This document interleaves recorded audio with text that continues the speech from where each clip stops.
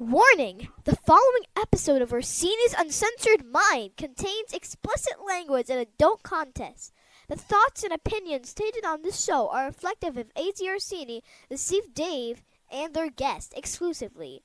Seriously, guys, my dada and uncle say some pretty crazy stuff. If it offends you, go be butthurt somewhere else.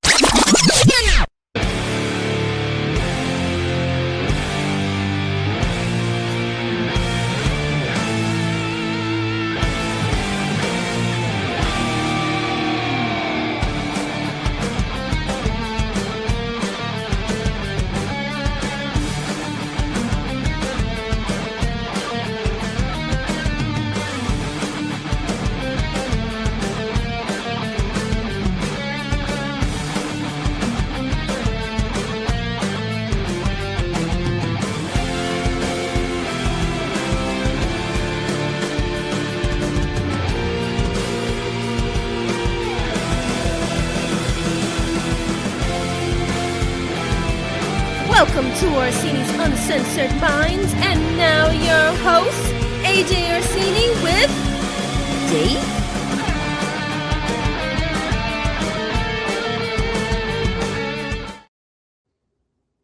Hello, everybody out there. It's your boys, AJ Orsini and Steve Dave, once again with another episode of Orsini's Uncensored Mind. That is episode 354.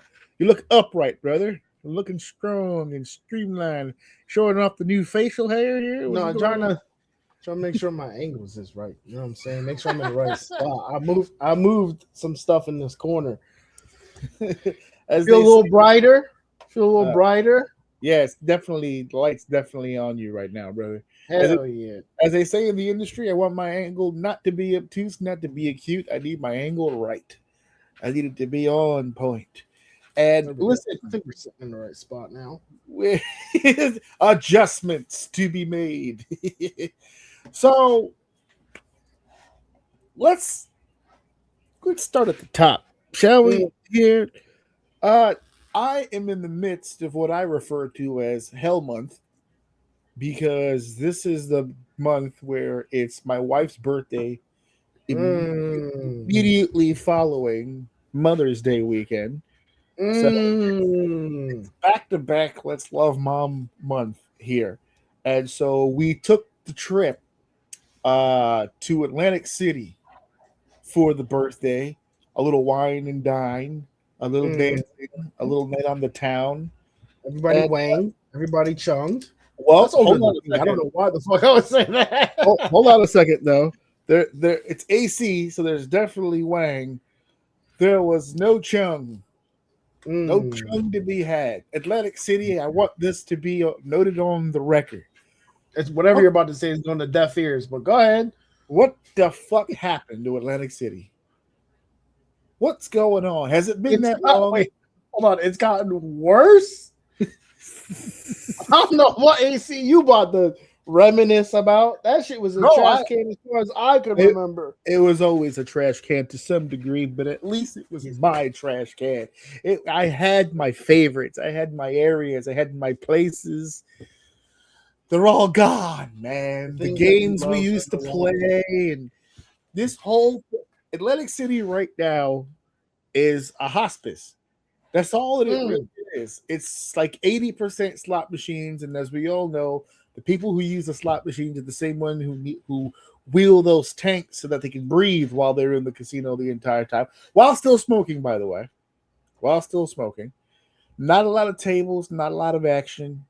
It was just so very disappointing. Me and my wife were walking the beach late at night, not doing what you think we were doing. We were not engaging with any nefarious things. Of course, we were doing our Bible study. And it's never too late to spread the good word to the God. Absolutely. We were talking about our little weekend. We made it fun. We had a good time. But even on the way out, she goes, "You think we're coming back to AC?" Almost like trying to get me to be like, "Nah, fuck it, it's on the ban list." But I don't know. Kind of a letdown. But the city was. We still had a great time. I got a bunch of video and a bunch of pictures. I'm sure there's things you can figure out what to do. But that's not one place I would want to fucking go. No, thank you. Well, this week is Mother's Day weekend, so I'm sure everybody out there has got their plans. They've got things they got going on to show the moms in their life what's going on and all the appreciation and the love and the flowers and we don't do flowers in this house, but the cookies and the snacks, Do it here. cards and no, my wife doesn't do flowers. It's kind of a pain in the ass, actually. I wish I had the ability to just stop at a gas station on the way home. Quick Band-Aid, yeah, for sure. It's a blessing. I wish I could stop at my local Target and just grab whatever is pushed to the front of the door. So that I could I wish I had that privilege to just do that. No, I picked a specific ass individual that needs the right thing at the right time. You like what you like. Yeah. I never complain about my wife's pickiness because at the end of the day, she picked me. Greatest decision of her life. It's been working out well for her ever since. Your boy is still having some of that homework hangover. I got about 3 weeks before summer school starts, and then we have the fall semester, and then the master's is done and completed. I am beating the teetotal shit out of this master's degree bullshit. I thought this was supposed to be hard. What's going on? Talking your shit, King. Where's the challenge? No, this shit is incredibly hard. It's a pain in the ass. But we'll get through it. We'll get through it as we all do. Today we took a different tact.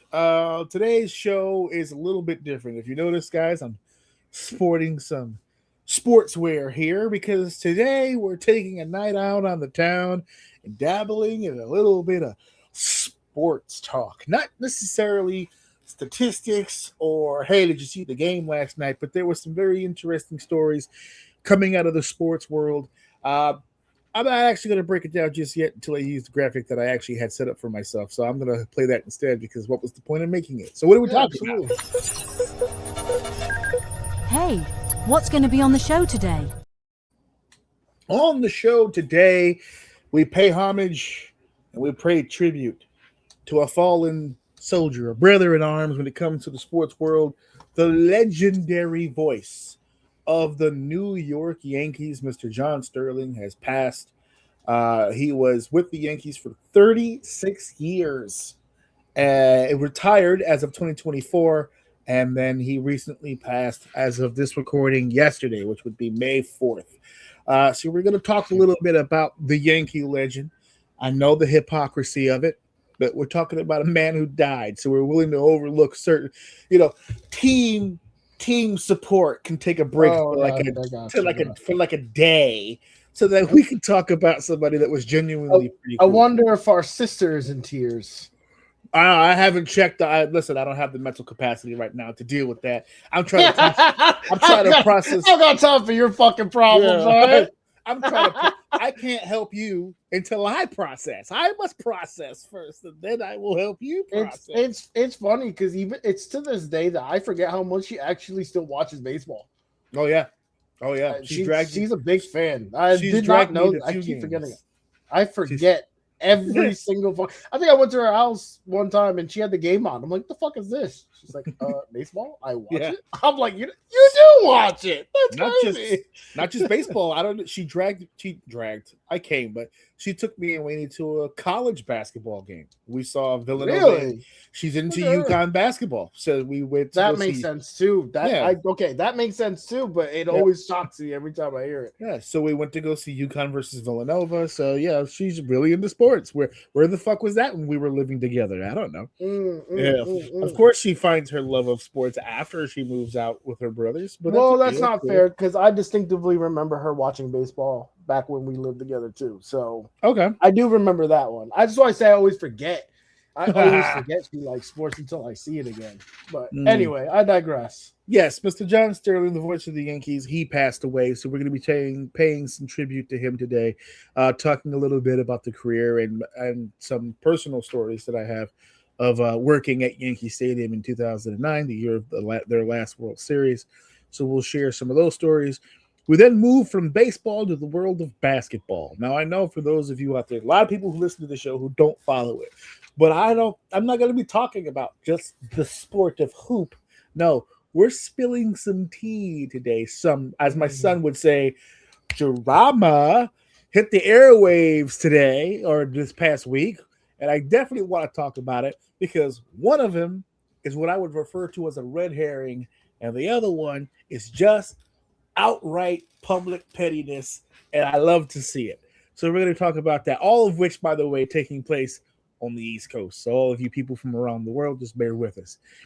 We enter somewhat of the wrestling world when we talk about Brock Lesnar.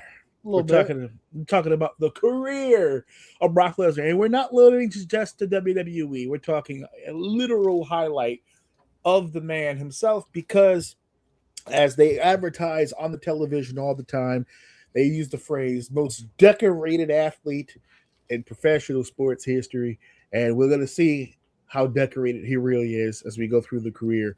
And of course, the topic that everybody wants to hear about.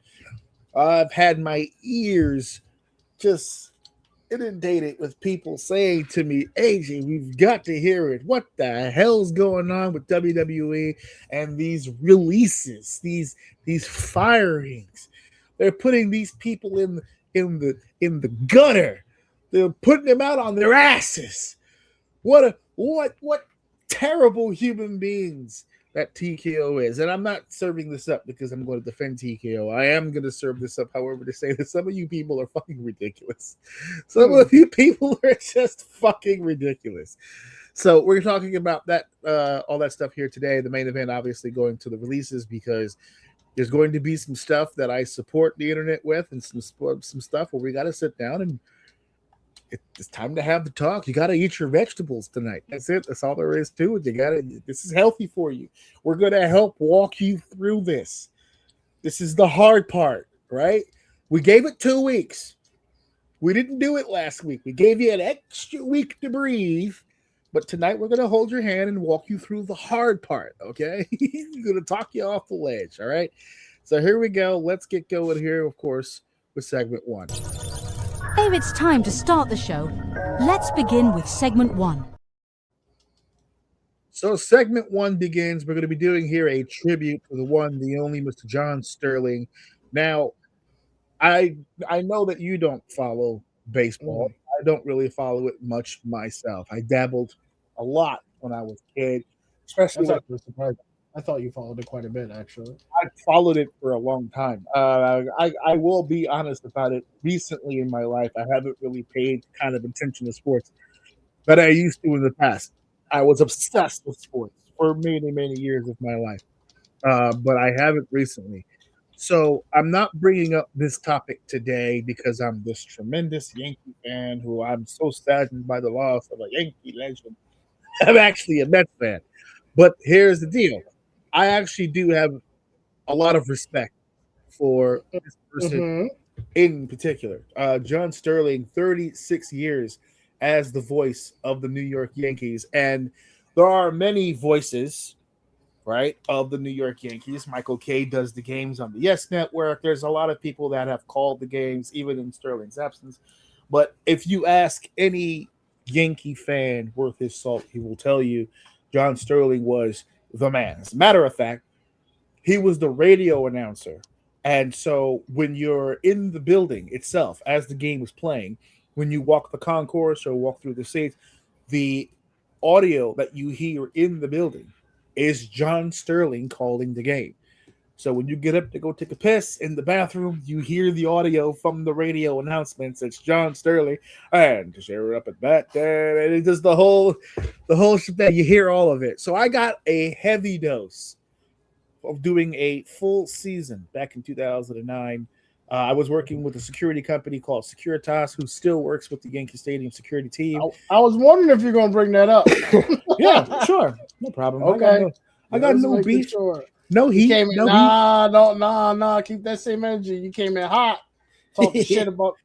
I don't even know why you mentioning the Mets right now. So it ain't their time right now. It ain't about you right now. It ain't about them right now. Get out of here. I got a chance to. I was part of the security team that debuted in the new building. So the old Yankee Stadium got shut down at the end of the 2008 season, and then in 2009 they opened up in a brand new building, which means the security people who were running security when I got there were a little befuddled. They didn't know how this was going to go because this all new building, all new posts, all new rules, all new fucking everything. We were the science experiment for this goddamn building. And so when you first get there as security and you first come to the building, it's brand fucking new. The players haven't been there yet because they're all in Florida doing spring training. So you get to meet the higher ups. You get to meet Randy Levine. You get who was the president of baseball operations at the time. You get to meet Brian Cashman. Not like, hey, sir, how you doing? But they come and they greet you and they welcome to Yankee Stadium and all this other stuff. And John Sterling. It's the first time I've ever seen John Sterling. When I met him for the first time, didn't even know who he was because, again, I don't really follow the Yankees per se. But it turns out after I started working at the stadium and I heard his voice, I've been listening to him for quite a bit because he literally is the voice of the Yankees and the voice of New York. It's almost impossible, as I told Steph, to have gone through the 90s in New York City and not heard John Sterling's voice at some point. Well, the clip you sent, I'm not a baseball person at all. Yeah. But I know those voices. I know I couldn't tell you them. Yeah. When you showed me the clip, I'm like, yeah, I know that. Like I've heard that. Yeah. Throughout my whole life. Yeah, for sure. Yeah. So he was an amazing professional. This guy's just what a voice. Could call a game. Obviously, what comes to mind for people, I think it was in the clip that I sent you as well, was the home run calls. Those were always just always on point, and he would slip it. He would transition perfectly, and that ball is up. It is over the right field wall. That is gone. And a bomb from A-Rod. Like it was a seamless. And of course, the sound when you're in the stadium and you're working, the sound that we always loved to hear the most is the end of the game when they win the game and he gets into the microphone and he starts screaming, "Yankees win! Duh! Yankees win!" And that's music to our ears because now we get to look at everybody in the building. All right, get the fuck out. That's it. Get the fuck out. And the Yankee security procedure is very, very simple. When the game is over, they play Frank Sinatra's My Way. Ding, ding, ding, ding, ding, ding, ding. They play it once, full through. As the security team, you don't move. Keep your post because usually when people leave the game, that's when they're taking pictures with the field in the background on the board. You give the fans their time. When it starts on the second one, now we start. Hey guys, we got to get going. Shepherding people. So, yeah, we're not being forceful. We're just letting them know. Hey, you need me to take that photo for you? I take just anything to get them to start moving. On the third, y'all gotta get the fuck out. There's no niceness on the third song. 3 songs, you been here almost 10 minutes. Get the fuck out. So this game been over. The players aren't even on the fucking field no more. It's just grass. Get the fuck out. All right? No loitering. You're trespassing at this point. Beat it. Scram. Who needs you? Thanks for the money, jackwagon. All right? And then you just fucking go about your business. So we used to hear a whole lot of John Sterling. So John Sterling, obviously born John Sloss, July 4th, 1938. This man is a New Yorker, born and bred. Went to school up in Boston University. First radio job at a small station down in Wellsville, New York. He's done sports for forever. Play-by-play for the Baltimore Bullets. This dude was doing play-by-play for the Baltimore Bullets in the 70s. He was also the radio voice for multiple New York teams. He did it for the New York Raiders, the New York Stars, New York Islanders, the Nets. This guy was all over the place. Spent 9 years with Atlanta covering the Braves, only to return to New York in 1989, becoming the Yankees radio play-by-play announcer. He called 5,060 consecutive games from 1989 to 2019, which means he had not missed a game from 89 to 19. That is insane. One of the longest streaks in sports broadcasting. Total games called 5,631, with 5,420 of them being regular season, and he called 211 postseason games. He called 8 World Series, with 5 of them being won by the Yankees. Like I said, I was there for the last one. He's obviously famous for teaming with Michael Kay and Susie Waldman for the games. And obviously, the last thing they wrote here, theatrical, personalized home run calls, Yankees win, everything that I said here. His voice, this is what his voice is attached to based on Yankee lore. Every at-bat of Derek Jeter's career, every inning of Mariano Rivera's career. He called Aaron Judge's AL home run record chase in 2022. He is a 12-time Sports Emmy Award winner, widely regarded as one of the most distinctive and influential voices in baseball. And then, like I said at the beginning of this, he retired April of 2024, but he passed away yesterday at the age of 87, which means he retired at the age of 85. That boy good. I thought the 36 was impressive because he had been with the team for 36 years. And then to find out by the time he started in 89, he was already like a 15-year vet. And then went on to continue to do these things. They don't make him like this anymore. Stats like that reminds me of Vince Scully, the most famous broadcaster for LA Dodger games over on the West Coast. Vince Scully also did some stuff very similar to this. So, as I said, I am a Met fan, and I will continue to be so despite whatever they put me through, which is more garbage right now as we speak.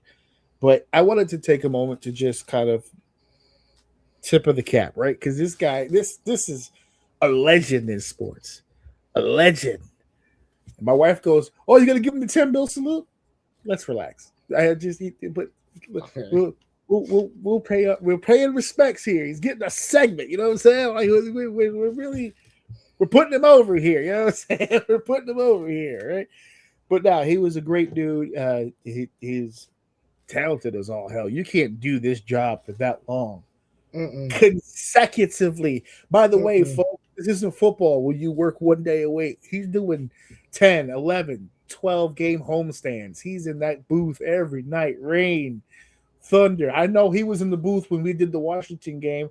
We were in that building, no lie, 16 fucking hours. We were in that fucking building. A 1 o'clock game. Was it a 1 o'clock? I think it was a 1 o'clock game. It didn't start till like 8. And then to like midnight or something like that. It was a miserable fucking day. And, you know, he's in the booth calling the action just as much as we're underneath the concourse trying to make this shit work. So I know you don't follow it. I know this is probably not your segment, unless there's something that you want to add about Mr. John Sterling. But I just sounds like a fucking legend to me. I don't watch baseball. I know the voice, so that speaks to it. You know what I mean? Like even someone who has, I went to one game. It was a Philly game because I live near there. It was only because someone else wanted to. And I just had hot dogs and beer. I wasn't really too interested in really anything else. I'm not really a baseball guy. You didn't go to Yankee Stadium while I was working there? I thought you came with the fam, no? No? Oh. Nope. All right. Nope. So for me to know those things you're talking about speaks a lot to this man's legacy because I'm nowhere fucking near it. Yeah. And I know exactly what the fuck you're talking about. So yeah, he's I mean, when you he's that guy for sure. He was that guy. And so like they've transitioned Michael Kay already from the retirement. He kind of already made that transition, but he's been there a long time too. There's a regime coming at some point where it's just going to change around. So we'll see with the new stuff. It was very weird. Also, the other voice of the Yankees that people considered another voice, Mr. Bob Shepard, who had passed away before my time, before I got there. He was the in-building announcer, so he was working the PA system. He had a very distinct voice. I tried to get close. He was like, ladies and gentlemen, welcome to Yankee Stadium. And he would do all the things, and he would do all the announcements in left field, number 18, Johnny Damon, and he would just do the announcers. So he had passed, and I guess as part of a favor to Derek Jeter, the year that I was there, they had a new announcer who wasn't all that bad, but Derek Jeter still wanted Bob Shepard. So everyone else got the new announcer, but when Derek came up, it would be Bob, the recorded voice. So now batting number 2, Derek Jeter. Number 2. We used to make jokes about that shit all the time. Now batting number 13, Alex Rodriguez. Number 13. They would like, it's like a pause, and then they would say it again. And it just kept making me think of Kennedy, because he would do the repeat. But no, yeah, not a respect for the people in there. I worked with some really great people. So I hated that organization so much in the 90s because it's all you fucking heard about. But you get older, you get wiser, you start meeting some people. Not as much hate anymore. But I still dislike Boston, which we'll talk about in a little bit. As a matter of fact, that's what's coming up next. We're talking about some severe pettiness, and I am fucking here for it. Let's get petty. Let's keep this show going. It's time for segment 2. Now, hold on here. Let's not forget what we're doing. For segment 2, let's talk about this for just a second. Now, I know for a fact that you don't follow baseball, but I do know you have at least a smidge of some basketball knowledge. So when I tell you... Where the fuck are you getting that? Hold on. You'll see in a second what I mean by smidge, okay? Jordan. Okay? Vince Carr? Was that his last name? Carter? Vince Carter. Yeah, see, look at that. Don't even know the fucking names. Jordan. Jordan. You don't know a lot about the NBA, but when I tell you that a basketball game in the NBA had a score of 83 to 36 in the first half, you know that's bad. Yeah, I mean, you have numbers. To go. I know numbers. Those numbers look pretty bad. They doubled their points every fucking quarter, from what I saw. I may not know my basketball, but I know a shitty scorecard when I see one. Yeah, it was pretty bad. That pretty is, bad. But you got to put some context on it for me, right? Are they a shit team? This so are these like so no? I understand, but what team. I'm saying is, are they like?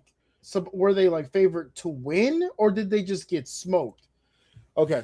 So here's the context of the whole situation.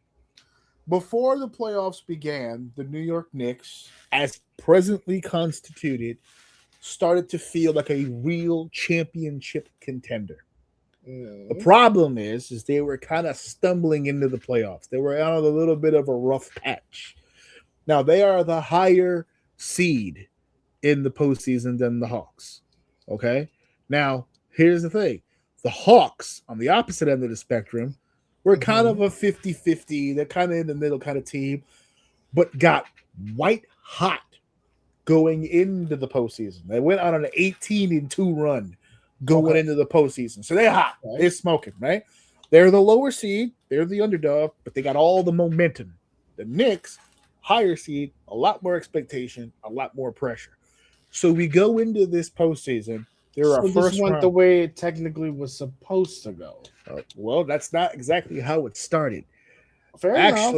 Actually, what happened is the momentum kind of continued for Atlanta, and they were kind of beating the total shit out of the Knicks.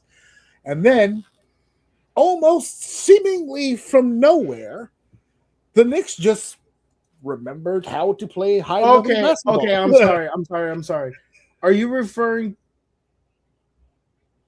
because basketball. This is why I don't know why you think I know basketball. Uh-huh. Basketball has more than one round in the playoffs, right? Yes.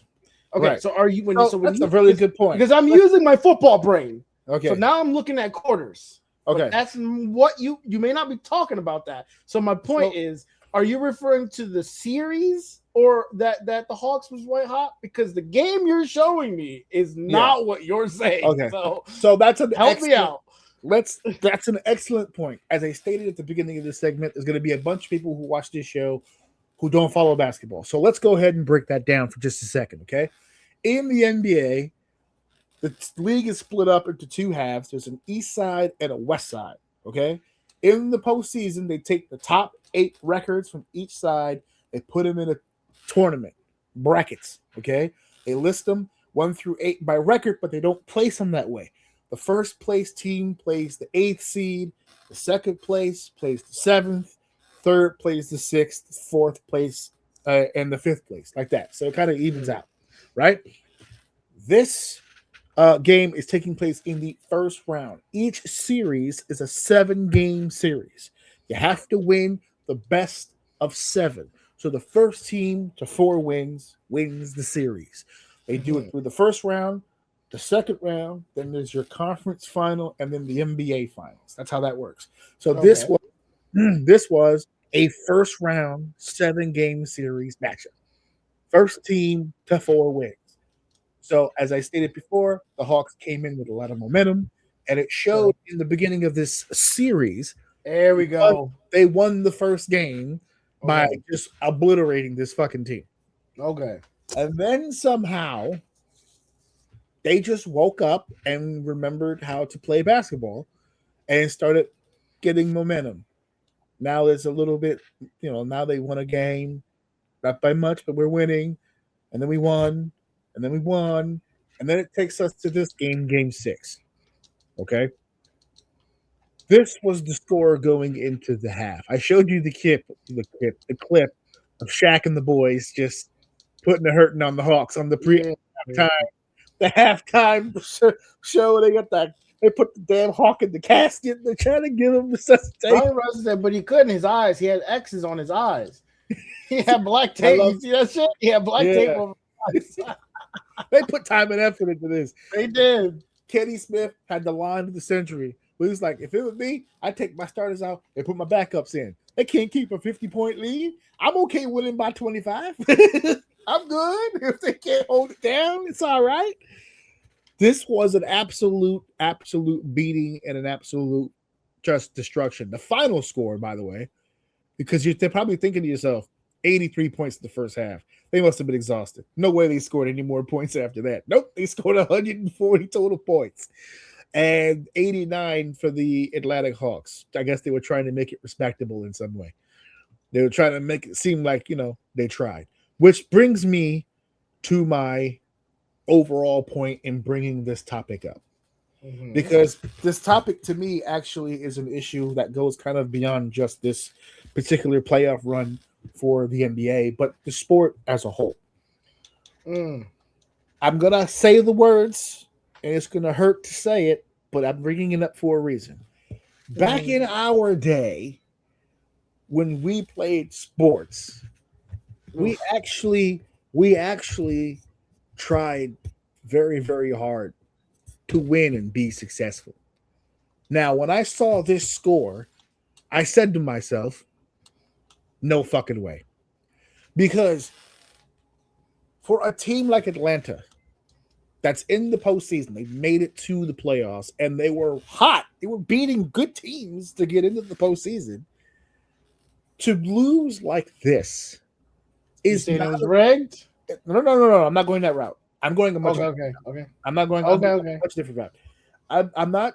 There's no way that a team in the NBA that has won games in the past can get their ass kicked like this, except for 2 reasons. One of the 2 has to exist, and it's either stupidity or it's ignorance. It's one or the other, right? Mm-hmm. Either the Knicks are that much talented than you that they've had their way with you, and there was absolutely nothing you can do, which I cannot believe, because up until this game, it was competitive. Which leads me to 2, ignorance. Which leads me to, you did not want to play this fucking game.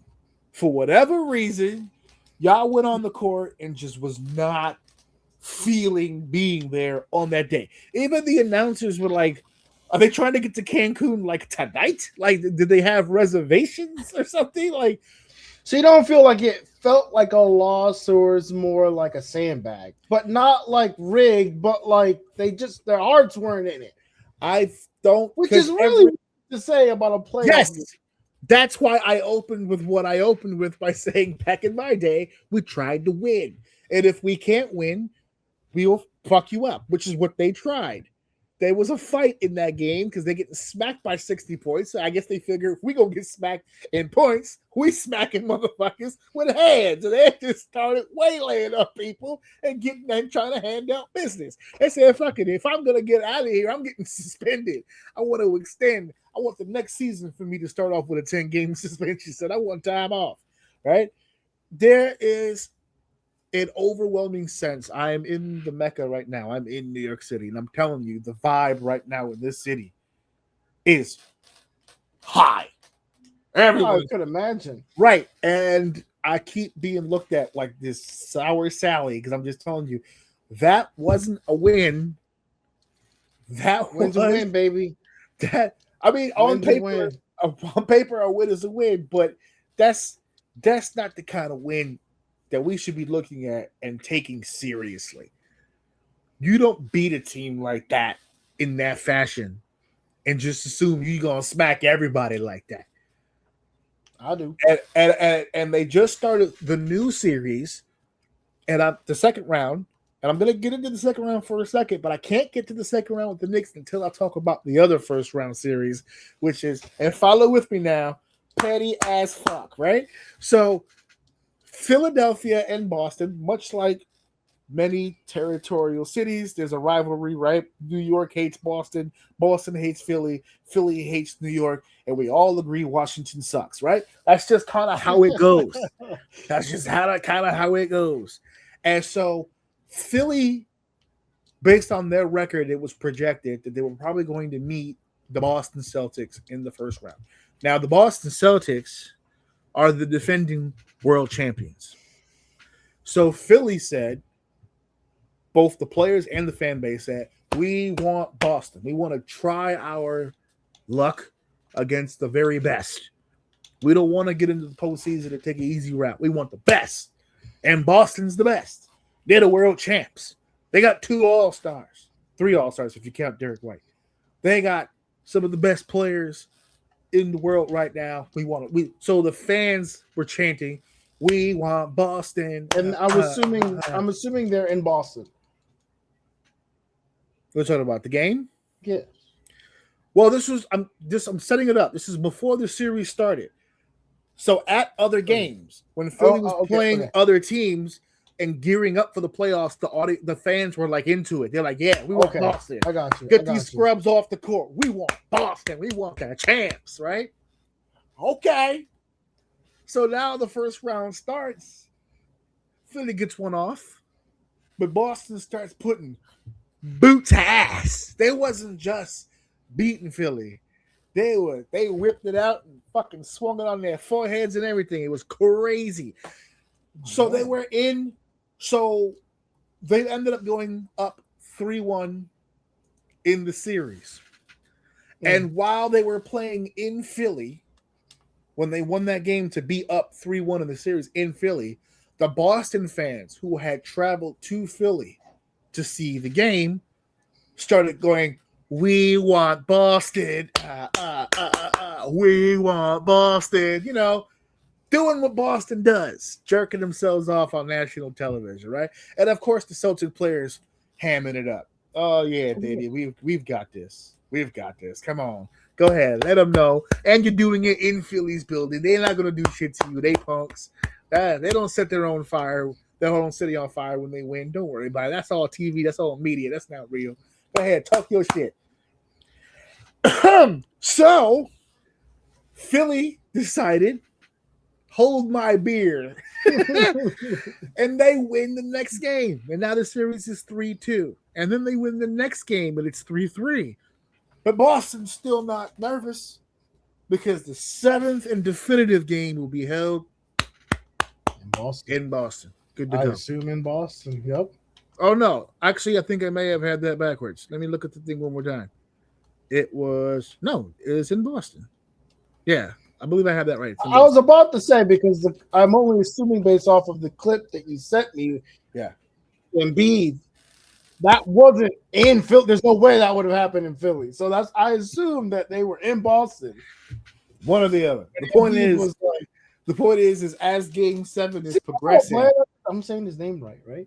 Joel Embiid, yes. Joel Embiid, yeah. I live in the Philly area, and I assume they won because I'll call it teams. We use Unite, but I'll call it teams. My company teams was on fire the next day or whatever the hell it was. I logged in today and saw the whole damn thing lit up with Embiid all over the place. So I assume they won something. because again, you don't follow it. Joel Embiid has been the starting center for the Philadelphia 76ers for a number of years, but he has been what we would call. I remember him being cursed. Yeah, but he's been cursed. He got injured a lot, didn't he? Injured a lot, and didn't they? If I'm not mistaken, hold on, I'm starting to show a little bit of NBA knowledge here. Okay, here we go. Analysis here first. Yeah, I could be way off, but if I'm not mistaken, because I do remember him being a really big deal when they got him. He got injured his first year, didn't he? Yes. Okay. Yeah. I might be an NBA fan. Yeah. So he was sidelined for the first 2 seasons for a foot and ankle injury due to right foot stress. He had suffered a torn left knee meniscus in 2017, bone bruise torn meniscus in 2021, LCL sprain in 23, another meniscus tear in 24. He suffered multiple broken orbital bones and concussions in 18 and 22. He tore a ligament in his hand and finger in 2020, suffered Bell's palsy in 2024, and had an appendectomy this year in 2026. So how many years, I don't know if you got it up right now. Mm-hmm. How many years has he been on the Sixers? Let's find out.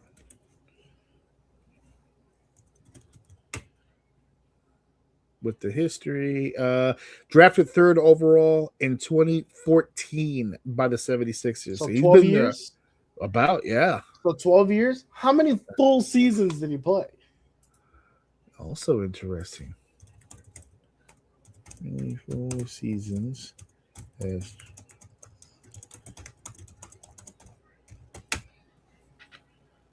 Google machine's about to yell at me. It's like, full season. Hold on. He has never played a full 82-game regular season. While he's been in the NBA for 12 years since being drafted, he has missed more regular season games than he's played. And that's throughout his whole career. Is it due to injury? Due to injuries? Yes, is all injury. That's crazy. It says his most durable season was 21-22, where he played 68 games. And they followed it the next year with 66. He has appeared in over 60 games in 4 seasons of the 12. How many playoff games does he have? I'm actually curious now. I'm digging us into a hole here, but I'm getting more interested as he asks more questions. How many post-game seasons has he played? Let me see. And it states that he has played 64 playoff games as of today. He's only played in 64. Mm-hmm. He's played in 64 playoff games. Well, again, remember, if you make it to the second round, you've played at least 10 games. Easy. Because let's say you won, even if you won both of those series, you won 4 games. There's no way that you swept them, so you lost a couple, which means you're already over 10. That's easily 6 years right there. So it adds up. It adds up, especially since He was okay. Actually, he's breaking it down right here. 8 games in his first postseason. He lost 4-1 in the semifinal, which means he advanced to the second round to the Raptors, to the Celtics in the first round. No, he's got some play. He's got some time spent in the postseason. Okay. It's that pesky regular season that keeps stopping him. So, in all essence, now that you're taking this ride, when you see that clip that I sent you of Philly going, "Oh yeah, we want Boston," and he was sitting there smiling because he finally got a chance to just ball out and be Joel Embiid, and that is the result. A dominant. Talk about staying win. invested in somebody. Oh, Philly? He knew he was him. Oh yeah. They have. Oh, you've probably seen it before. Around in Philly, trust the process. Have you seen that one all over the goddamn place? No? Yeah, that's been the Philly too much. That's been the Philly mantra with this team for a while now. Trust the process. Trust the process. Yeah. So they had this big comeback, and the Philly fans letting them have it. As they should. We want Boston. As they will. Now that we've gone over the pettiness between Philly and Boston, that takes me to the here and now, because y'all fucked up Boston, and then they came to the Garden, and let me tell you, that didn't work out too well for them. So the Knicks beat the 76ers last night 137-98. Blew them out. And I go to work today because I went to work the day after the other blowout, and I told them what I've told all y'all. That that's not a real game. They played against a team that just didn't want to fucking be there. You can't let them have it, bro. It's your team, isn't it? But now I came in. Yeah, let's say this. I'm actually my So team. if they go to win it all, is this going to be an asterisk on it? No. See, here's the thing. My complaint right now is that this cannot be. This is a moment. Right. Okay. It's not consistent. They are never consistent like that. This isn't the dream team. They're not going to beat every opponent between now and the NBA Finals by 50 fucking points. It's just not going to happen that way. This isn't Jordan, Bird, and Magic on the same team. All right? Brunson, Mikal, fucking Carl, and OG are not fucking the 92 Olympic team. Okay? That's not what this is. The competition gets a lot harder along the way. Right? So I went in the day after the Hawks blowout, said the spiel. So last night, another blowout. So I go to work today. And they're like, ho, I thought you said we weren't going to keep blowing teams out. And then last night, another blowout. So what do you got to say? So I pulled out my handy-dandy cell phone, and I showed them clips of how the Sixers bench was reacting to the blowout. And what I mean by reacting, I mean to get beat 30, 40, 50 points, right? So surely the chalkboard is out. They're making we got to make some changes. We got to switch on defense. He's kicking the shit out of you. We got to figure this out. No, they're on the bench laughing, joking, yucking it up. I mean, when I say, you ever see someone laugh so hard they just hit you on the back? Oh my God, you so funny. That's what they were doing. So I'm not saying that we're going to smoke them, and I'm not saying that we're not going to beat them. I actually still think the Knicks can beat this team and make it to the Eastern Conference Final. What I'm saying is that this is the kind of bullshit that is hurting this league tremendously. This lackadaisical, not give a shit attitude about whatever the fuck it is that they're doing. The idea that, because I saw this in the previous round, where it's just they getting their ass beat, and you just see players sit back and go, all right, well, you know what? We'll get them next time, champ. You know what it is? Tonight's not our night. Tuesday was kind of a wash. Let's see him on Thursday. That's kind of the luxury of the way the playoffs work, though, right? Their specific playoffs with the 7-game series. The problem is that the problem with that deal is that I feel like that's the beginning of an off switch. You're turning it off for just a second because we're getting our asses beat on national television anyway. Fuck it. We'll come back tomorrow. And then it's hard for people to understand when I say that, because if that was the case, because they always rebuttal, if that was the case, if the 76ers were getting smacked and just didn't give a shit, why would they work so hard to come back from the 3-1 deficit in the first round and beat the defending champs? To which my rebuttal is that if you're good enough to beat the defending champs like that, how the fuck could you wind up down 3-1? So you feel like people are giving their full effort. Is that what you feel? They're not giving. I said, no, yes, that's what you just said is correct. What I'm saying is they're not. I'm agreeing. Yes, that's what I'm saying. They're not giving. They're not giving their full effort. They'll give it up until a point. And if they feel like that effort is working out for them, keep going. Let's go. But as soon as they feel like, I'm not catching up. Okay. You remember, I made this analogy earlier. You remember Ricky Bobby? The movie? Do you remember when at the very, very beginning of the movie, when Ricky Bobby and his buddy, they were just part of the crew. They would like put the car together for him, and they had the one racer where they were like putting the car together, and he got out of the car. And it was like, what are you doing, man? We got a race. He goes, come on, man. We're at 18th. I got to take a piss. and then he leaves. And they're like, what the hell, man? And he's like, you guys tried the hot dog? This is great. Like that. No fucks. Didn't care at all. And then they put Ricky Bobby in the car, and he fucking went off and like salvaged it. And they got like 4th place or something. And that's when they knew they had a real racer. That's what this is. There's a whole bunch of people making millions of dollars playing in the NBA who are just like, we'll get them on Friday. Fuck it. It's just like, and it's fucking nerve-wracking. I grew up watching a league where motherfuckers dove into the fucking stands just to get a fucking rebound, or would fucking elbow the shit out of a motherfucker who was doing far too well. You know what I'm saying? Like, there was strategies. There was something put together where it's just like, shut somebody down.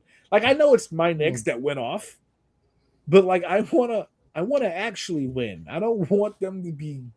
And I know Knicks fans are gonna hear this and they're gonna blow a gasket because they're like, we haven't been handed shit in years. I'll take whatever I can get now. It's like, take that dog. You can't. You just as an individual just can't be happy. That's allow yourself to be. I need a respectable win. I want the kind of win. Now you have honor. Celebrated.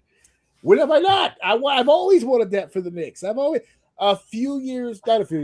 I've always wanted the best for them. 10 years ago, when we had Melo, when Carmelo Anthony was a Knick, and they were trying to put a supporting cast around him, I didn't like that. I didn't like the fact that we were built around the one guy. I don't like teams that are built like that. And to be fair, when I was growing up with the Knicks, it was never that. Patrick Ewing was obviously a big star. Willis Reed was obviously a big star, but they had complementary pieces that could play the game. That wasn't that. They brought in an over-the-hill Stoudemire. They brought in this person. They brought in that person, and it never really matched because they were already confined and chained to the max contract of the one guy. This team is built very balanced. With the exception of Brunson and Carl, there's no real all-stars on this team. It's just a well-balanced, well-put-together basketball team, which I love. I love that aspect of it. But I don't want to go against people that just don't give a fuck and don't want to play. Like, why the fuck did you even take the spot if that was going to be the case? Why the fuck did you show up at all if you were going to – you got so hot toward the end of the season, and then you got into the postseason and just fucking went to sleep. I don't understand it. Personally, there's not enough energy for you, is what you're saying. It's not. I want effort. I want effort. I want to try to win. Try. I want to see a person try. It's we didn't talk about it here on the show, but me and my wife got into it hard body over the Bam Adebayo game. He scored, what was it, 83 points in the same in one game. And I'm watching. You guys, we said they were like feeding him the ball and shit. They were. It was schoolyard basketball. They were literally getting rebounds just to give him the fucking ball so he could keep going. And the other fucking defense would literally stand in front of him. He'd make one little move and then go, all right, he's just going to fucking, all right, just do whatever the fuck you're going to do. Watch that game back. And I'm not the only one that feels this time I was vindicated because usually I'm the old man yelling at clouds. But yeah, sports in general, like everybody, go look at First Take. Go look at. I do remember. Everybody was fucking mad at this guy for scoring 83 points because it wasn't the fact that he did it; it was the way he did it. Everybody was fucking mad. He was bricking, making his own rebound, putting the shit in. They were going 5-on-1, and he was forcing shots up. He was just trying to be Kobe so goddamn hard, and it was fucking disgusting. I can't take this league seriously anymore. Motherfuckers just out here doing shit, saying shit. It fucking irked the shit out of me. As soon as I was thinking about talking about the blowout, and then I saw Boston and Philly, and I went, "No, we're doing all this shit because this is bananas. I can't fucking do this shit anymore with people." Now actually, I take it back. I just realized what I said earlier that Boston was the defending champs.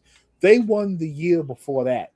This year's defending champs is Oklahoma City, and they got this dude on there, SGA. Okay.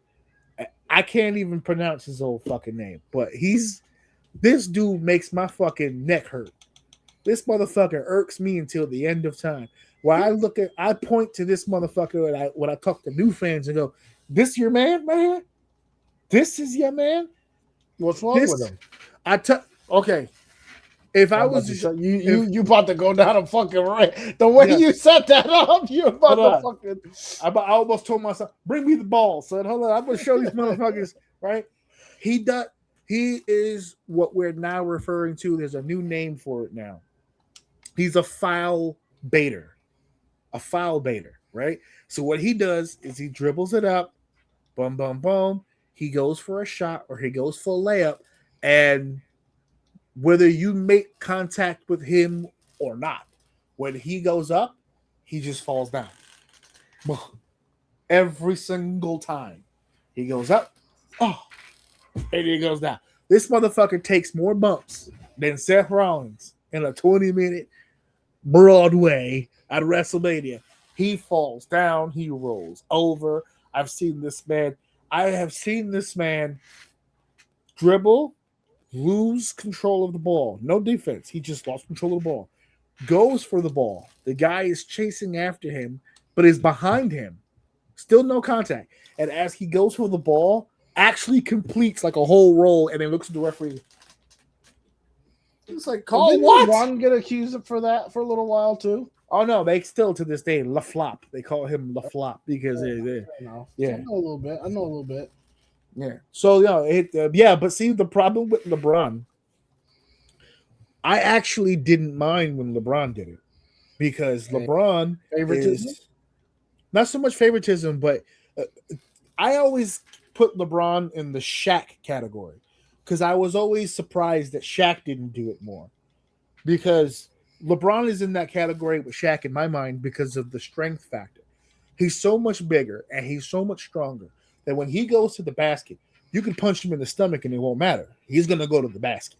He's that goddamn strong. He's just going to bowl right through everybody and fucking dunk it. He can't be stopped. Just like Shaq. When Shaq used to tear the fucking the backboard down, he got hit every time he did it. But no foul call because you can't tell he's being hit. It's just strong power. Boom.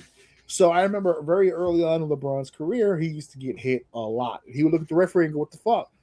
What? I didn't see any contact." So what ended up happening was that every time he got hit, he would go, so he could show contact.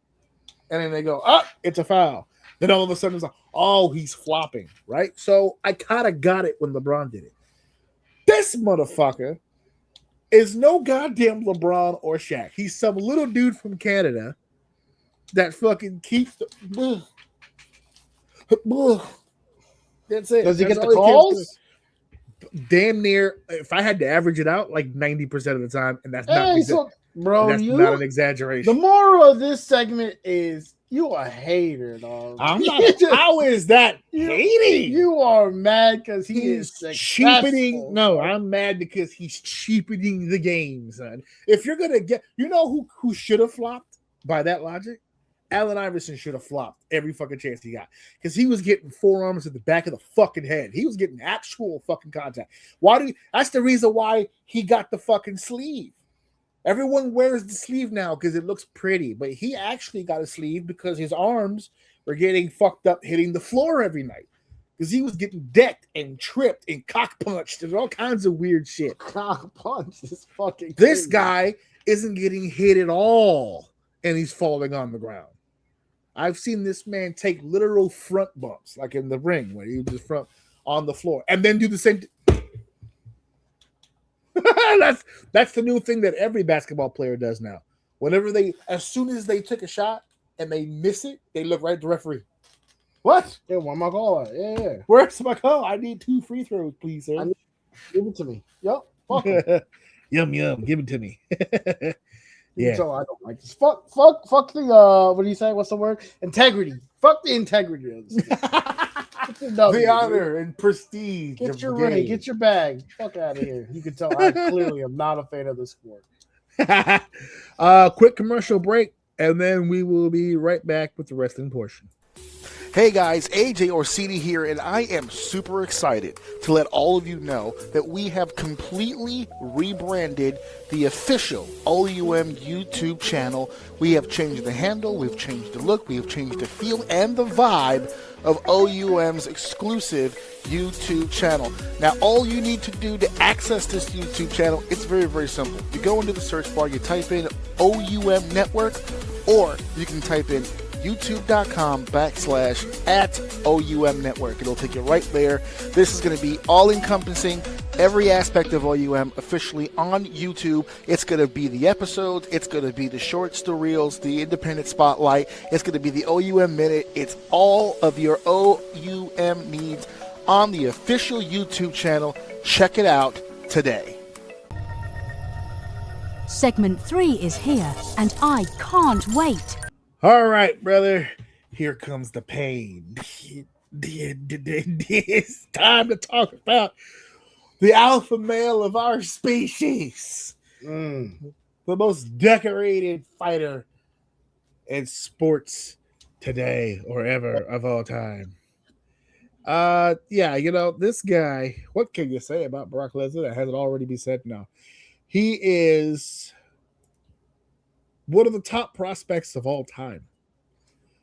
He was recruited very early in his life. Okay, first and foremost, born Webster, South Dakota, which is hilarious because he has spent most of his life from South Dakota to Minnesota, from Minnesota to obviously WWE around the world, but he has pretty much spent most of his life in Saskatoon, Canada for like mad long.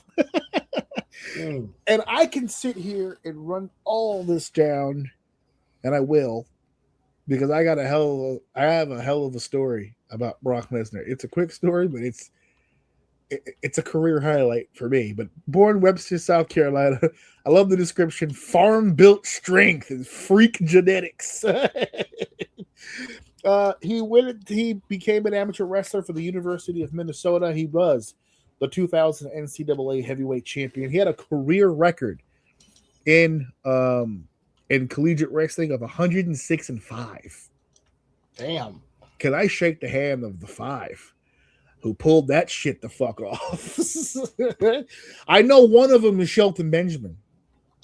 I know one of them. Yeah, they were teammates, but yeah, at the time, one of them was Shelton was actually his mentor in Minnesota, which is hilarious when you figure that they ended up becoming a tag team. We'll get to that in a second. After his college career was over, pretty much signed by WWE right out of the gate. In 2000, they dragged him into pro wrestling. He became part of the OVW's legendary class alongside John Cena, Batista, and Randy Orton. During that OVW run is where he was in a tag team with Shelton Benjamin. They were called the Minnesota Wrecking Crew. And they were pretty. That was when Lesnar was doing the shooting star press. Yeah. As a finish. That big ass motherfucker was hitting shooting star presses. And then you get a guy like, if you really think about it, on paper, Lesnar and Benjamin as a tag team crazy. I don't know why they didn't do more with that. They didn't even debut as a tag team. It's a lot of power, that's for sure. He debuted on WWE television in March 2002, touted as the next big thing by his manager at the time, Mr. Paul Heyman. He won the WWE Championship right out of the gate. This actually skipped something. He made his debut the Raw after WrestleMania, which was in April. Now I'm going based off of memory. I'm not reading the sheet anymore. The Raw after WrestleMania, he made his debut, beating the teetotal fuck out of quite a few people and damn near ending the career of Spike Dudley with that triple powerbomb, and immediately just looked like a goddamn beast. He took that crazy ass chair shot from Jeff Hardy. His first feud on the main roster was him against a tag team. He feuded with the Hardys in a 2-on-1 with both of them. Yeah, he was the rookie, and here comes one of the most established tag teams in history. And I think he won the feud. I think he lost the match, but he beat the shit out of all of them. And he ended up the very next month. So he debuted in April. Was it May? I think it was May was when he fought the Hardys. And then he won King of the Ring, defeating Rob Van Dam in the finals, who was the Intercontinental Champion at the time.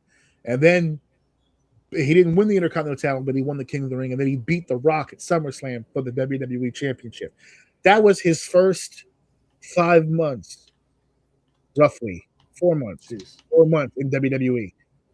Defeating the Hardys in a dominating fashion, defeating Rob Van Dam for the King of the Ring, and defeating The Rock in the main event of SummerSlam for the WWE title. He followed that win against The Rock by feuding with The Undertaker and defeating Taker in a Hell in a Cell. This is first year, folks. This is year one. Followed that feud by picking the Big Show up like he weighed absolutely nothing and tossing his ass around for about 2 months. He would also go on, obviously, to have classics with Kurt Angle, but he had a very short time in the WWE. Debuted in 2002, left in 2004 to pursue NFL dreams. Decided to go to the training camp for the Minnesota Vikings. Almost made the team, but not quite. He went back to wrestling, competing in Japan for New Japan, and became the IWGP Heavyweight Champion. Actually feuded with Kurt over that title, too, over in Japan. Established himself as a global combat sports attraction. Is hilarious. Signed with UFC in 2008. Hold on. Let's slow down there for a second because it's. I tried to let it go, but it's sitting with me. Okay. For someone who is so sick, like I couldn't see this man failing. Mm-hmm. You know what I'm saying? So to see him not make the team, right, is interesting. Do we know what position he was going for? Or was it was like a blanket thing where like he was just like a combine and then they were gonna like figure out where he was best at? Because I can imagine him being disgusting on the line, being as powerful as he is. I don't know if he's a cat. He doesn't really look like a runner to me. Maybe that was his weakness. Like I don't think he could have a lot of speed. Well, here's the thing. Fullbacks were a thing back then, right? He could have definitely been a fullback. So it's listed here. He was listed as the defensive tackle for the Minnesota Vikings. I don't know. Like, is he fast? Oh yeah. He looks a little. It's his here, despite not having played in high school. The coaches for the Vikings were impressed with his athleticism and training camp. He played in the preseason for them, but was ultimately cut before the regular season, with one of the reasons being cited that he had a difficulty transitioning into the team aspect. And I'm going to safely assume the schemes, the playbook, the memorization, that's not him. Football is physical. Yeah, can you just let me go on the line and kill the quarterback? I don't need a route. I'm gonna get there. Just put me on the line. Football is a very physical sport, but it's a mental one. You got to know where you're supposed to be at all times. There's 11 guys on that side. It's not just you. If you look at his individual, if you look at his individual sport qualifications, he succeeds a lot better when it's just him. When it's just him. I just found that interesting. Like I don't see a world where I don't think enough people anything. Yeah. Yeah, it's hard to think that we used something physical activity that he didn't do well, but according to the reports that they had about him, they actually were very impressed with his physical ability. It's just the other aspects of the game that just didn't catch on to it. I It's already said inspiring. IW. I could do it if he could do it, I could do it. The IWGP Championship, I already said that. Signed with UFC in 2008. That was a shock at the time. That was a clear blue shock to a lot of people. I just noticed that tile's been behind me this entire time. But his signing with UFC was actually very, very like That shocking makes for a lot more of people. sense to me than Than the football? Yeah, It does to some degree, 100%. but the problem I think a lot of people had wrapping their mind around him in MMA was that while he was a very successful collegiate wrestler, it's not like he didn't have any combat experience. It was the other aspect. This isn't tough man UFC. This isn't bare knuckle Ken Shamrock, late 90s UFC. This is current UFC. This is Brazilian Jiu-Jitsu. This is stand-up boxing. There's more aspects, there's more layers to this UFC. So people were like, no fucking way. And then he challenges. A lot more rock, paper, scissors than just stand up, right? Because you could be a great stand up, but go against someone who has great ground and pound. So if you could still win, but you gotta keep him on his feet, because if he gets you on the ground, you are out.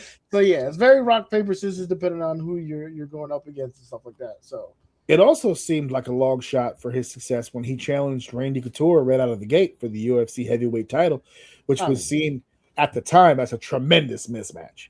It's Randy Couture. Everybody was like, but it's Randy. Like, he's a beast. Brock's a beast. Even the pundits of that time, if you go back to 2008, even Joe Rogan, Dana White, all those guys were like, okay, yeah. Because I remember them saying, I know that he's a former WWE guy, but he's a legit guy. Like, you know what I mean? Like, we didn't just sign him because we want to capitalize on the WWE thing. Like, he has legit skills and has a resume of some kind. He just needs to be trained on the style that he should be able to fit. And then he goes out there and he beats Randy Couture and becomes UFC heavyweight champion of the world and proceeds to continue that particular fight, one of the biggest pay-per-view draws in MMA history to this day.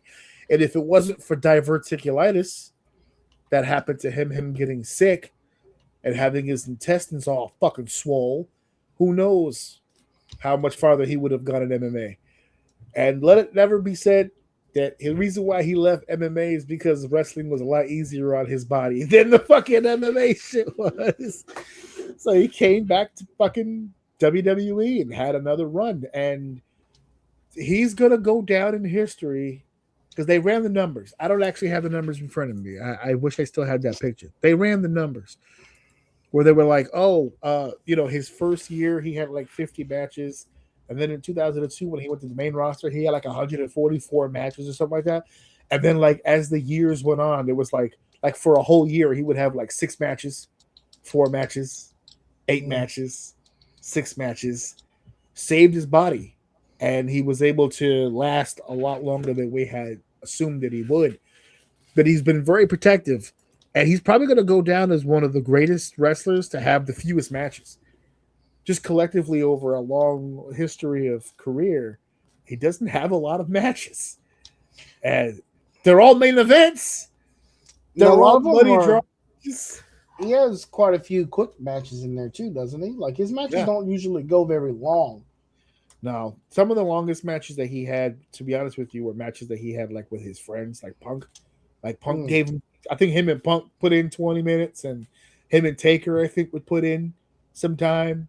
But yeah, the match with like Daniel Bryan and AJ Styles, those were like 8-9 minutes. Suplex City, bitch. That's all that it takes. Like him and Triple H went 20 minutes. I'm sure I was in the building. It felt like an hour, but it was definitely had to be like around 18-20 minutes for sure. So it was very specific who he did that with. To this day, the only man to be the NCAA heavyweight champion, WWE champion, IWGP champion, and UFC heavyweight champion. He has those accolades on the amateur level, on the professional level, and on the MMA level. And brings us, despite all, and we're not going to go chapter and verse for the whole run. Universal champion for a million years, which was the reason why we had to eventually like make a whole other belt to get it off of him. They ended up doing the same thing with Roman, made a whole other belt. This guy was a freak athlete. The next big thing, he was always being touted as a special guy. Do you have any standout memories of Brock Lesnar throughout the course of his career? I mean, my memory is bad, dude. I can't point out anything specific. I think I made mention to this before, honestly. I just feel like his career was so fucking long. You said he got signed. Hold on. I got like a sneeze, dude. It's like right there. All right. You said he got signed in 2000, yeah? Yeah. Yeah, Like, I spent 2 years in OVW, and it's one of those. He's one of those guys that I just always forget how long he's been in the game. So every time I see him, I'm like, I don't know why I always think of him being there like around 2015 ish, 2000. Like I don't know. I know I'm completely wrong, but if for some reason when I see videos and clips of like older wrestling with Kurt Angle, with The Rock, all that stuff, I'm like, damn, I don't remember. For some reason, I just don't really always remember that. But I'm more of a casual fan anyway, right? So that makes more sense for me. I'm on and off. I've actually, these past few years, it's been the most consistent I've been with wrestling in my whole life. And I lived with you most of that time. So that should tell you something. So it's hard for me to pick out something specific with him, but again, I'll always just remember him as just being that guy. When you see him, you know he's coming in, you know he's gonna cause havoc, you know he's gonna sell tickets, you know what's really cool about Brock Lesnar is when you have these moments where you're driving a story, you always have this wild card that can completely shake everything up. And he's done that a few times where you think things are going one way and then Brock shows up. And now you're like, okay, wait a minute. So is Brock going to win the belt? Like, what are we doing with the storyline? Who is he going after? And how is that going to affect the storyline? So I always thought that was pretty cool with his presence and what they did with him and the way they built him up to where when he's here, it ain't going to be for a long time. He's going to deliver you something quick. It's going to be fast. High octane match. He's gonna disrupt the storyline and then he's gonna fuck off. That's like my memory of him. He's one of the few wrestlers to this day where anything could be happening. Anything could be happening. It doesn't matter. A promo, a match, it doesn't matter. And then you hear and everyone just oh, get that. Whatever you're doing, get out of there. Throw Leave. It's over now. Run away. That storyline in the trash. That's it. It's over. You're in trouble now, son. Imagine living in a world where you're a black WWE champion and that song hits. It's done. It's done. It's finished. Why gotta be black? It can be any champion. Because that's the joke. Every single African American champion who has ever existed lost the title to Brock Lesnar. And there's only been 4. That's funny. And The Rock, Kofi, Bobby Lashley, Big E. All 4 of them beat people to become champion and immediately dropped it to Brock Lesnar. He said, well, I see somebody won a title, son. Let's get the gear on. Let's go. It's time for us to handle business. He is from South Dakota, after all. He has had some controversies. You have this kind of a career, this long of a career, and you're bound to have some things that people are debating over. Like, for instance, Stone Cold Steve Austin walks away from the WWE at the height of his popularity, and it's all over a match he didn't agree with that match being Brock Lesnar. They were going to do a throwaway King of the Ring qualifier where Stone Cold Steve Austin would not win the qualifier. He hadn't been in a King of the Ring match in years. He's going to lose to Brock Lesnar. No build, no nothing. didn't agree with it, walked off. There was always an assumption that there was some heat there between Lesnar and Austin. Turns out there wasn't. They spoke about it on the Stone Cold podcast, but that was a controversial moment. Of course, the Madison Square Garden WrestleMania 20, when the whole world knew that Brock Lesnar was leaving WWE to go pursue football, and they rode his ass all night long. Fuck you, Lesnar. And then the picture of Lesnar at the end of the match, just looking at the fans and just,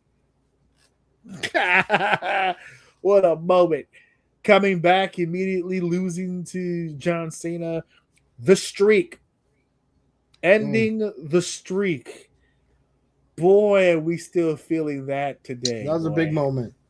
That was a and listen, moment. In hindsight today, it worked out. But in the moment, that was one. That was tough. That was tough for me. That was tough. That was a tough day at the office for a lot of people. And it's hard, man, because you can make an argument and there are probably one or two at the top of your head, and I don't even then, man. That was such a weird moment in wrestling where you just feel like something should happen, but I feel like at the end of the day, someone had to. Dude, Taker couldn't keep doing these things. We couldn't keep waiting for the next best guy, so we did the next best thing, and it paid off eventually in my eyes. That's how I'm seeing what transpired was the passing of that torch to someone who may not have been available. Not specifically Oba, but just in general. The entity that should have taken that. But yeah, that was probably, now that you mentioned it, that is probably one of the bigger moments that I remember. Because I hated that. I hated that so bad, dude. I hated he was the one to take that.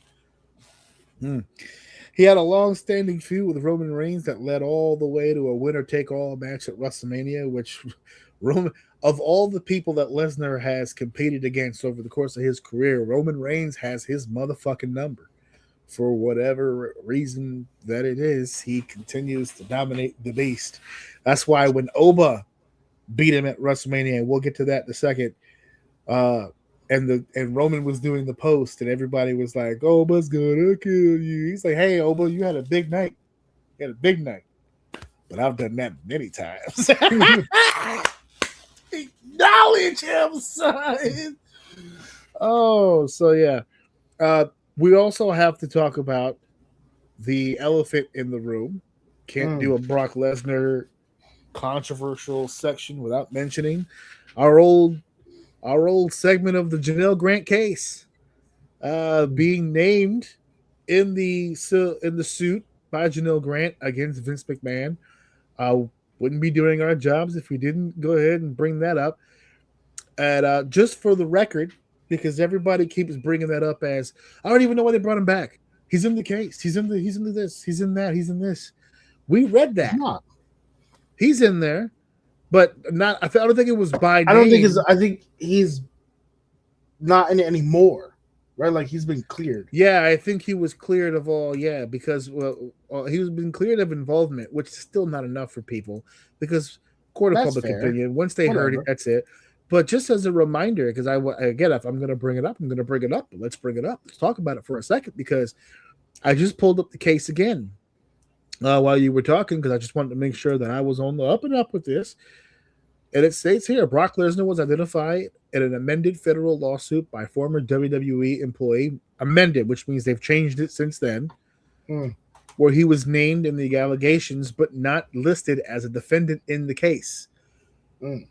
It says sexual trafficking incentive. Grant alleges that McMahon used her as a sexual pawn to entice Lesnar to sign a new contract with WWE. Again, that's something Vince wanted to do. That was not something Brock requested. Explicit content requests. The suit claims McMahon directed Grant to create personalized sexual content for Lesnar, which was then shared with him via McMahon. Lesnar reportedly also directly requested explicit videos from Grant. So that's the part that everyone hangs their head on. The guy likes his pee-pee. It's all right. Everybody has their stuff. It's all right. Attempted sexual encounter. McMahon alleges arranged for Lesnar to fly out to Connecticut for a sexual encounter with Grant in 2021. The meeting did not occur, reportedly because Lesnar became too intoxicated to attend, which we joked about at the time when we were saying Lesnar took one look at that picture and said, "Nah, I'm good. I'm straight. I'm going to just stay where I'm at." How about that? And so those are the facts. So if you hear that and you still go, "Nah, I'm good," then that's your decision. But WWE didn't stand on that. Their lawyers said he was good, so he's good. It is what it is. So we wouldn't be doing a job if we didn't bring it up at the very least. But that leaves us to the end of our segment when we have to bring up the last act of a beast incarnate, the Obafemi loss at WrestleMania 42, putting over the big Nigerian, putting over the big guy. I don't know if you saw on Monday, he hit Otis with that shot put where he picks up the guy and just fucking chucks him. This man is a beast among men. Yeah, he's strong, dude. He put over like $1 million, over with the tip of the cap, paying homage to the beast incarnate. Takes off the boots, take off the gloves. Paul Heyman is a dribbling mess, and Brock Lesnar off into the sunset and calls it a goddamn career. Listen, with everything that we're about to discuss with TKO and their involvement with WWE, let's be real. WrestleMania 38 almost didn't happen. The winner take all thing almost didn't happen because Vince was already on the way out. And his relationship with WWE, Brock Lesnar's relationship with WWE, is with Vince.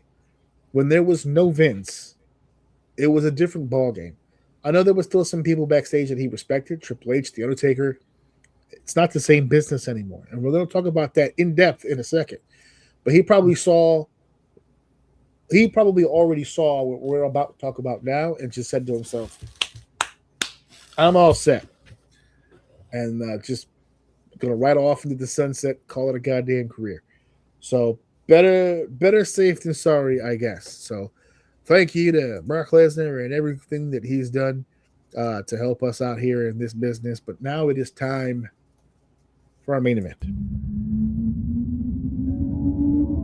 It is now time for the main event of the evening. It is time for our main event of the evening, and it's talking about the WWE releases. Now, Dave, I took some time. I took a minute. I took a beat, and I looked back on our own channel where we have videos, including last year and the year before that, WWE releases. WWE releases. It happens every year. It happens around the same time every year, which is post WrestleMania. This is not new. This happened during the Vince McMahon era. It's now happening in the TKO era. There's nothing really all that different about it. But when I tell you that these current releases have people in a goddamn tizzy, I mean they have them in a goddamn tizzy. First and foremost, I don't even feel like I should do this because it really is a waste of my time and everybody else's. But the developmental class, the NXT / Evolve / LFG / whatever the fuck, Luca Cristofano, Malik Blade, Trill London, Serena Linton, Tyra May Steele, Chris Island, Tyreek, and Tyson, all released post WrestleMania. That is all the NXT and developmental crew. We're not even talking about the main roster yet. We're not even talking about the people yet. Right here alone, on this developmental section, there's all kinds of hell being raised. How dare they? They're so mean. They're so unfair. They never got a chance. Let me tell you something. If you're already putting all of your money on the they shouldn't have released them pile, and you're putting it on these individuals that I just listened. You have completely wasted your time, and you have no idea how just life works. I mean, just in general, as a thing, right? They tried a new job. For most of these people, there's not a whole lot of indie experience involved with these people. So this is a completely foreign thing to a lot of them. They gave it a shot at the highest level. It didn't work out. Mm. You're not entitled to the job because you tried for it. It's not designed specifically for you. I wish all of these individuals the best of luck. Here's the problem that I have with people that get released from WWE with no prior experience. They show their true colors. Because any one of those individuals that got released that I just named, if they want to continue in this industry, there are avenues to do that. Plenty of promotions out there would be willing to take a chance on some of these guys right here. They are experienced. They've been trained from one of the top companies in the world. Any one of these individuals can be useful on any roster, but they don't have it like that. They don't have that passion like that. We're not going to see any of these fucking people anywhere else. Maybe Luca, tall, good-looking guy. He might get a TNA slot or an MLW somewhere. I don't see Malik going anywhere. I don't see Trill going anywhere. Serena's making this big deal like she's going to do shit. We'll see. Tyra May Steele, the Olympian, got a great pedigree. She'd be great on somebody's roster. All these people, if they really want to do this industry, have all the time in the world to do it. I'm not going to sit here and hang my hat. So now we're on to the main roster. Dante Chen, who's been with them for mad years. I've seen this guy perform. He's not terrible, but nothing was going to come from that. Okay. I'm not even going to go down the list. I'm just going to say, as a whole, the Wyatt Six. Gone. Now, they weren't released at the same time, but also released JC Mateo, or Jeff Cobb as we know him, and Tungaloa from the MFTs were also released. So I thought it was hilarious. I texted you. I thought this was hilarious. Imagine going through like a 6-month program. Imagine going through a feud, stable versus stable, complete with storylines, promos, singles matches, tag matches, leading off to a big multi-man blow-off. And then when that feud is over, all y'all motherfuckers got fired. The feud came to an end, and someone in the back said, I can't do any more of this. They all got to go. Every single goddamn one of them. I feel bad for the Wyatt Six because I feel like Bo Dallas dragged that whole thing down. I think he was the forefront and he was the leader. And to be honest with you, not to go too deep into it, because at the end of the day, the man is gone. I wasn't a big fan of the original gimmick to begin with. I think the wrestler was cool, and he did cool things, which made him interesting. But this isn't me picking on him because he's not here. I've said the same shit before with our conversations when he was here doing it. Yep. That the gimmick, he's awesome. There's fun things about it. The gimmick as a whole, not really a big fan of it. To bring it back respectfully, I see what they were trying to do. It didn't give anyone else in that group room to do anything. And it was riding on him. And unfortunately, no disrespect to the guy at all, he doesn't have the same star power. So and he had the opportunity to develop it. It just went nowhere. Now, is it his fault? Is it the fact that a group, you only had one other stable that you referred to that they can even go up against? Was it writing? Was it positioning? Were they putting the right opportunity? I don't know, but I'm so happy to. Not that they're not here anymore. It'd be cool if they tried to do something else. I like Dexter. I think he's really cool. I just feel like he gets caught up in things like this sometimes, in groups and stuff. I don't know.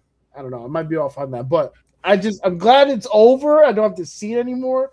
It does suck that they're gone. I wish they could have done something with the pieces of it, but it is what it is. That gimmick was terrible. It was never going to work without Bray. I think I was a little higher on Bray than you were, but even I had suggested that without Bray, it was almost meaningless.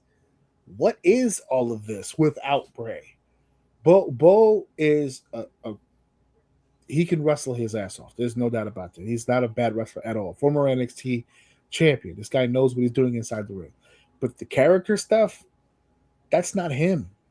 That was never going to be him. This was all planned when Bray was still alive. The fact that they followed through and did it anyway without Bray kind of gives the feeling like they didn't want to penalize these guys specifically because of the passing.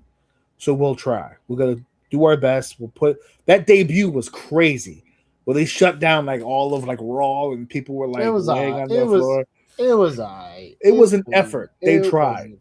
It was an effort. They tried to do something, but it was never going to work ever. So I'm glad that they're all going to. I like the pieces. Their own things. I just didn't like it together. I didn't like it. I don't like them together either. First of all, I'm not a Joe Gacy guy, period. But Dexter is of the group. Dexter. Yeah. Dexter was the guy they probably should have held on to, despite it. Maybe who knows? But Nikki Cross isn't terrible either. No, I'm curious to see what she's going to do outside of the WWE bubble now. I could see her joining Eric Young in TNA. I don't know. We'll see. But there's a lot of room to do stuff there.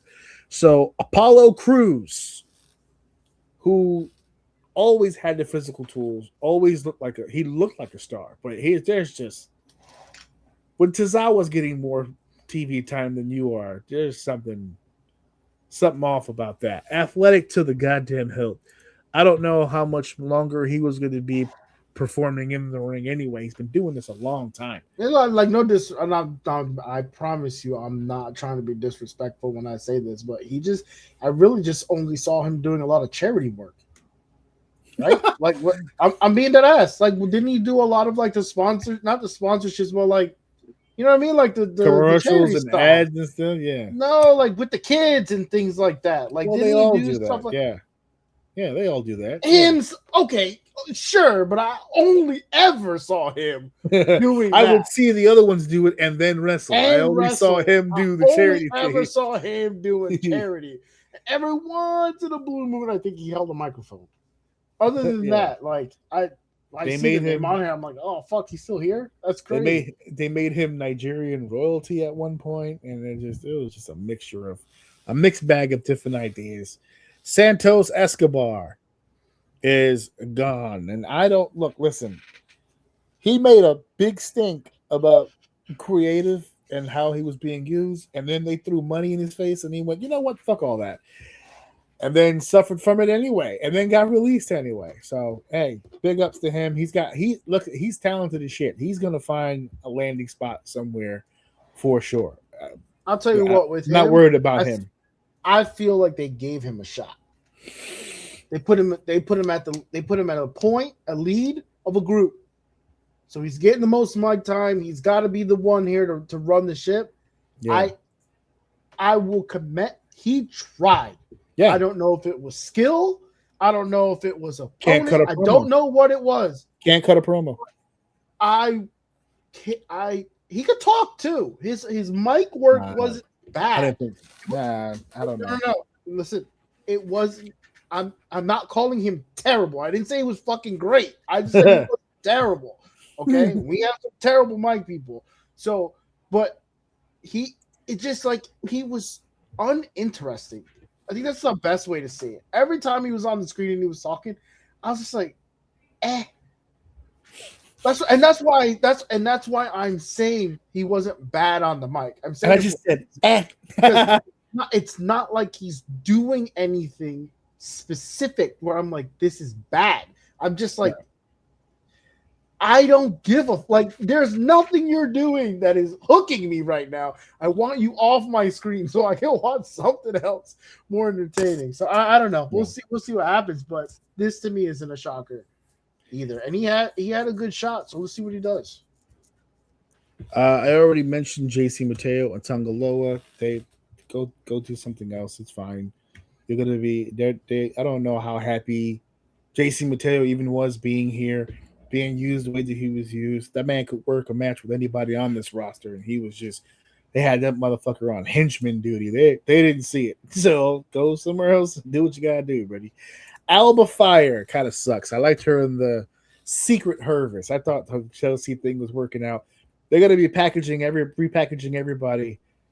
Chelsea just had major, like I think it's nose or face or something surgery. So she just got this. She's had a condition for like a long time, and they got rectified. So they got to give her some time off. So Alba's gone. The other one is Ladon is gone, and Piper apparently lost like a shit ton of weight. I just saw a picture of her recently. She's dropped like 50 pounds or some shit. She's like, that kind of sucks. I liked her when as a performer. I liked her when she was big. So I don't know. Andre Chase from Chase U. He is gone. He's been in NXT since the Black and Gold brand, since way back then. So not really all that excited about that. Your screen is frozen. Oh, there it is. I don't know what's doing that. Zoe Stark. This one kind of sucks. Cause she's still hurt from what I understand. She's still injured from when her knee fucking exploded on her. She tore every fucking ligament in that entire area. She snapped her leg so bad the whole front row suffered ACL sprains. They all got hurt. And I don't know if they released her because there's no way she's ever getting back in the ring, and we just don't know. But they let her go. So I it wasn't like she was setting the world on fire when she was here, but again, nobody on this cut list are bad at what they do. And that's what we're going to talk about at the end of this. Everybody here can perform just fine, but there's levels to this. You know what I'm saying? Like, for instance, the Motor City Machine Guns. You can't tell me they can't fucking perform. They're one of the greatest to ever fucking do it. They're gone. And was it you I told this to? I can't remember who I told you because I was asked about this. They were like, oh my God, how could you let the guns go? How could you not? I will tell you from someone who is not a gun guy, they were completely uninteresting. Yeah, I'm not saying the guns are bad. Yeah. What I'm saying is someone who doesn't have the nostalgic feeling behind the guns and knows what they have done for wrestling from the WWE, they just came here eyes. They were so uninteresting. Well, and I don't know if it was you, so remind me if it was you when you hear it again. But somebody had asked me, AJ, you're as big a gun guy as there has ever been. How could they release these guys? And my response is, in all honesty, I feel like it was very fortunate they got signed at all, because as great as they are, and they're, for the record, top 5 tag team in my book all time. Just because of their impression on the industry. They changed a lot about tag team wrestling and the way that things are sequenced in tag team matches today. But that's part of the problem, because the WWE did not get them when they were the innovators. They got them after everybody else had bastardized it. There was nothing that the Motor City Machine Guns do that hadn't already been done on WWE television. DIY stole their shit. The Usos have stolen shit from them. Every tag team who came to WWE stole from the Guns. Every single one. AEW tag team division exists as cosplay Motor City Machine Guns. One of the first feuds for the Guns was an old tag team from TNA called Generation Me. We know them as the Young Bucks. That was what put the Guns and the Bucks on the map, was their feud with each other in TNA. That spot monkey style, the this here, transition here, all that stuff that we see today, where it's dive through the ropes, this person catch me, off the top rope here, boom, sequence from this front, and you got to be standing here, and you got to be standing here, and it's a cavalcade of spots, blah, blah, blah. They came up with all that shit. They invented that. That style at that speed is what they do. But that was 08, 09, 2010. They got signed in 2025. That's insane. Mm. By the time they got there, they were grandpa. They were the look at the way they were promoted when they got there. When they finally did get signed, everybody in WWE was like, "It's about time," they've been great for a long time, and even Corey Graves on commentary. I used to work with them at the VFW hall myself, and Corey Graves got to WWE before the fucking Motor City Machine Guns did. It was too late. It was too late, and they tried. Right, they did. I feel like, unfortunately, and this is a disservice to the Guns. I think they were tag team's last Hail Mary in the WWE. Yeah. I think they brought them in specifically because of their fandom. Because if you think about it, when the Motor City Machine Guns got here, that is the most tag team wrestling we've seen in a very long time. Now, granted, it was between them and DIY for quite some time, and they mixed it up here and there, but not clumping people together. Actual tag teams. I think we even mentioned that there seems to be an attempt at a resurgence to the tag team. We did a whole segment on tag team, and it started specifically with these guys. Yeah, I think alongside with another group, these two being released to me is WWE going, okay, enough. It's just not. It's just not a thing anymore. It's not that they don't want it. Yeah, I just don't. I think, unfortunately, there's too much poison in the tag team division right now for it to work. You have too many. I think we talked about this. There's too much buying time by mushing people together, where you're kind of bastardizing the tag team division.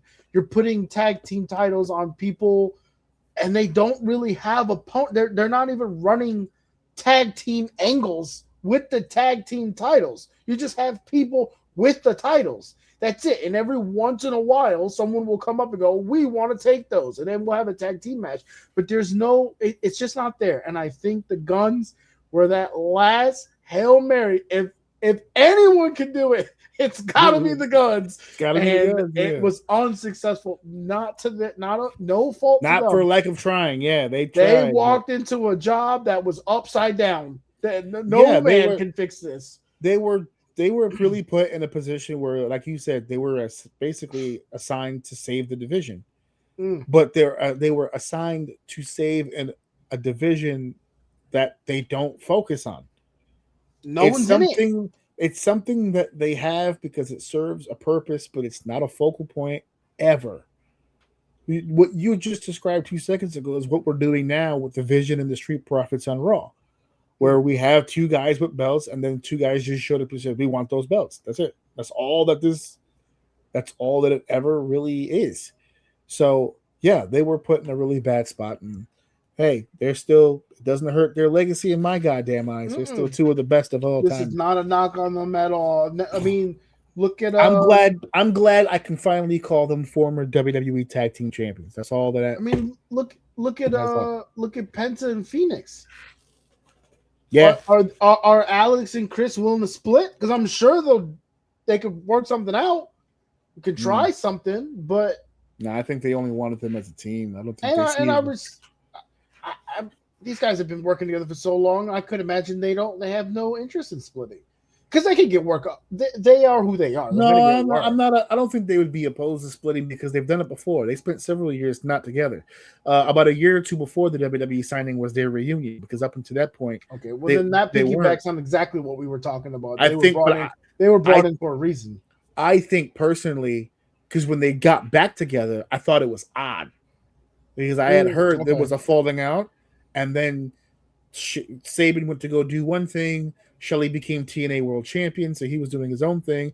And then seemingly out of the blue, all of a sudden, they were taking bookings together again. And then, Lord and behold, they're in the WWE. So I don't know if that was the deal, where like they were probably talking to Saban, talking to Shelley, and they were like, "Is there any way we could, do the team thing again?" They were like, "Yeah, sure.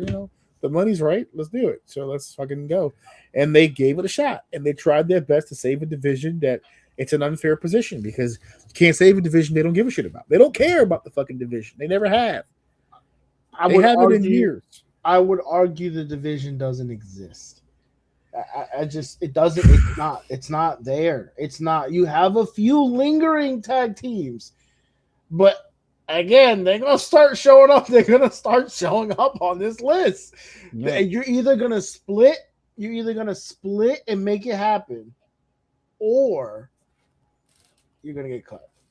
Tag team's not a thing. It really isn't. You're just gonna have a few to hold the belt for whatever reason. So Aleister Black and Zelina Vega, I put them together as a tandem. They also got released.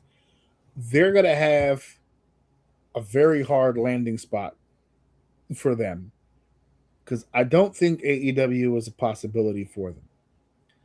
And if there really is bad blood there, I don't know if TNA is a landing spot for them. And Ring of Honor is owned by AEW, so that's not going to be a thing.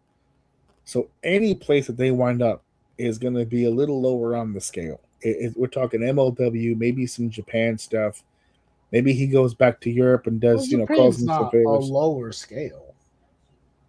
That would probably be their. Would you say that would be like the highest profile one they can probably get into? Of the options, maybe, but you got to remember something. This is not the New Japan. Whatever image you have of New Japan in your head from a few years ago when we were talking about it, it's not the same place. It's not the same place. They've lost so many times. Evil, another one of their top guys. He was just IWGP champion. He's on NXT. Okada's gone.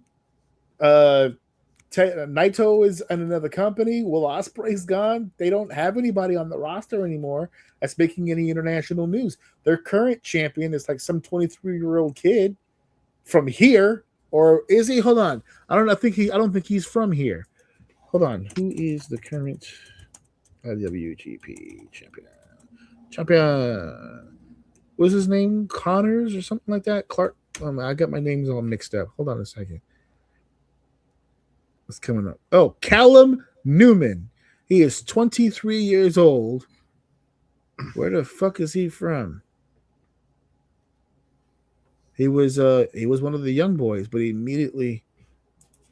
Where is he from? And he's from England, so he's British. He was born in London. He's a London boy. And no, but they're in a youth movement right now in New Japan. They're starting afresh. They've lost so many people. They're going bare bones at this point and starting over and restructuring everything. I don't know if an Aleister Black fits into that. Unless he's gonna come over there and start doing jobs for the champ, but that's what got him in trouble over here. For some reason, this guy has a hard time laying on the mat. He doesn't want to fucking do shit for nobody. I'm not going to throw her into that mix, but listen, I have all the respect in the world for Zelina Vega. We worked together at House of Glory a time or two, okay? But they tried. They tried. They gave her the belt. The first thing she does is cave in fucking Chelsea Green's face. She almost drops Rhea Ripley on the back of her fucking head. They did everything they could. She probably would have gotten released last year if it wasn't for the Aleister Black signing. Not for nothing. And now, you know how the evidence of that is? They both got released together. So if they already made it in their head that they were getting rid of Aleister, they should take Zelina with you. I knew something was bad when I was sitting in your couch. I was sitting on your couch, and I was reading that the Pat McAfee situation was supposed to be Aleister Black because Aleister Black and Randy had this little thing going on SmackDown. And they took out Black and put in Pat McAfee, and they got so mad they weren't even in Vegas for WrestleMania. I'm watching WrestleMania at your house, and on Zelina Vega's Instagram, they're posting pictures of them with the family at Discovery Cove in Florida. They're on vacation. So I looked right over at stuff and said, oh, this is not good. This is not a good. This ain't good at all. And Lord and behold, like a week or two later, release. I was like, oh, there you go. Saw the writing on the wall on that one. Now this leaves us with two of the most talked about ones. Kairi Sane, which you had asked me about. And I said when you had asked me, I'm really not sure what this is about. There's so many different reports coming out that she wanted to move back to Japan, which she now denies, or at least has hinted that it's not true. That now there's a report going around because there's a whole lot of talk about contracts being restructured, that they were attempting to restructure her deal because, well, not restructure. For her, it wouldn't be a restructure. Her contract was expiring. They wanted to sign her to a new deal that was a lowball deal.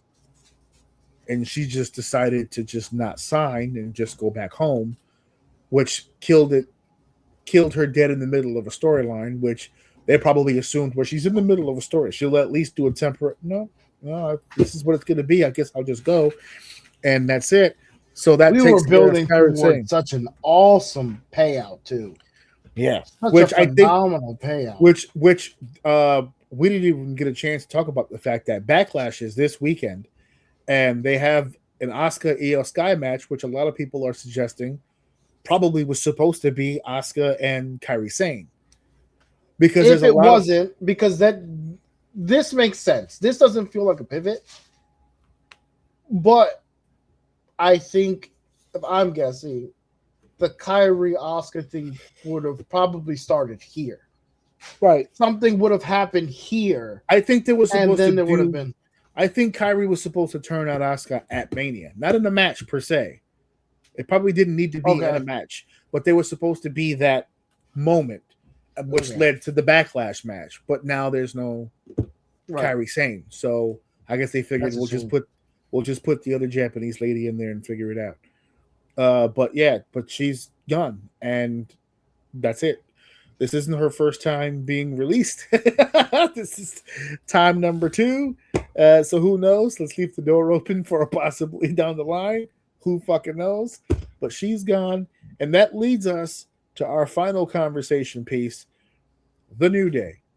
Kofi Kingston and Xavier Woods. Now, this is I saved them for last, and I kind of teased it with Kairi when I said that recently there's been a lot of talk of contractual reconstruction. This was not a release. This was a mutual departure, as they're calling it, right? They actually did not want to get rid of the New Day. They being TKO, very much wanted to keep the New Day.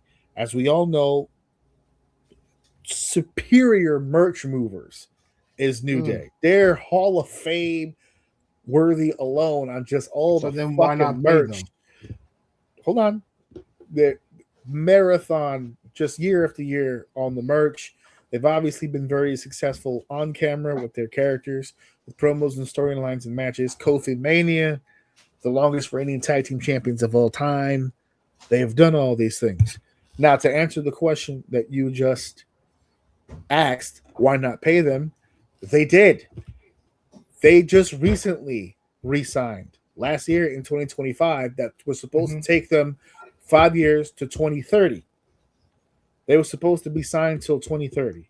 The people that signed them, I cannot vouch for sure as who it was that offered them the deal. What I do know is that the people that spoke to Kofi and Xavier about restructuring their deal were not the people who were involved in the original contract process. They are not us. And that's the biggest point we're going to take from all of this today. TKO doesn't give a shit about the history and the lore of what it is that we do. They say dollars and cents and ones and zeros. And for everybody that sits there and says, after everything that they've done, after everything that they've given, years of service, and it's all correct. They've done so much. They're leaders in the locker room. They're awesome vets. They take people and they try to help them. They're team players. They're the perfect employees, but they're also great on-screen talent. They're perfect for this company, and they have been for a long time. And when people say that, they say then they deserve whatever it is they want. No, unfortunately, that's not how this goes. All right?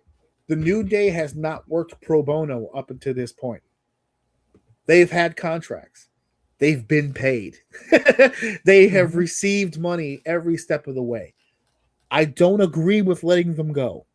In my eyes, they should have been paid whatever it is that they were already.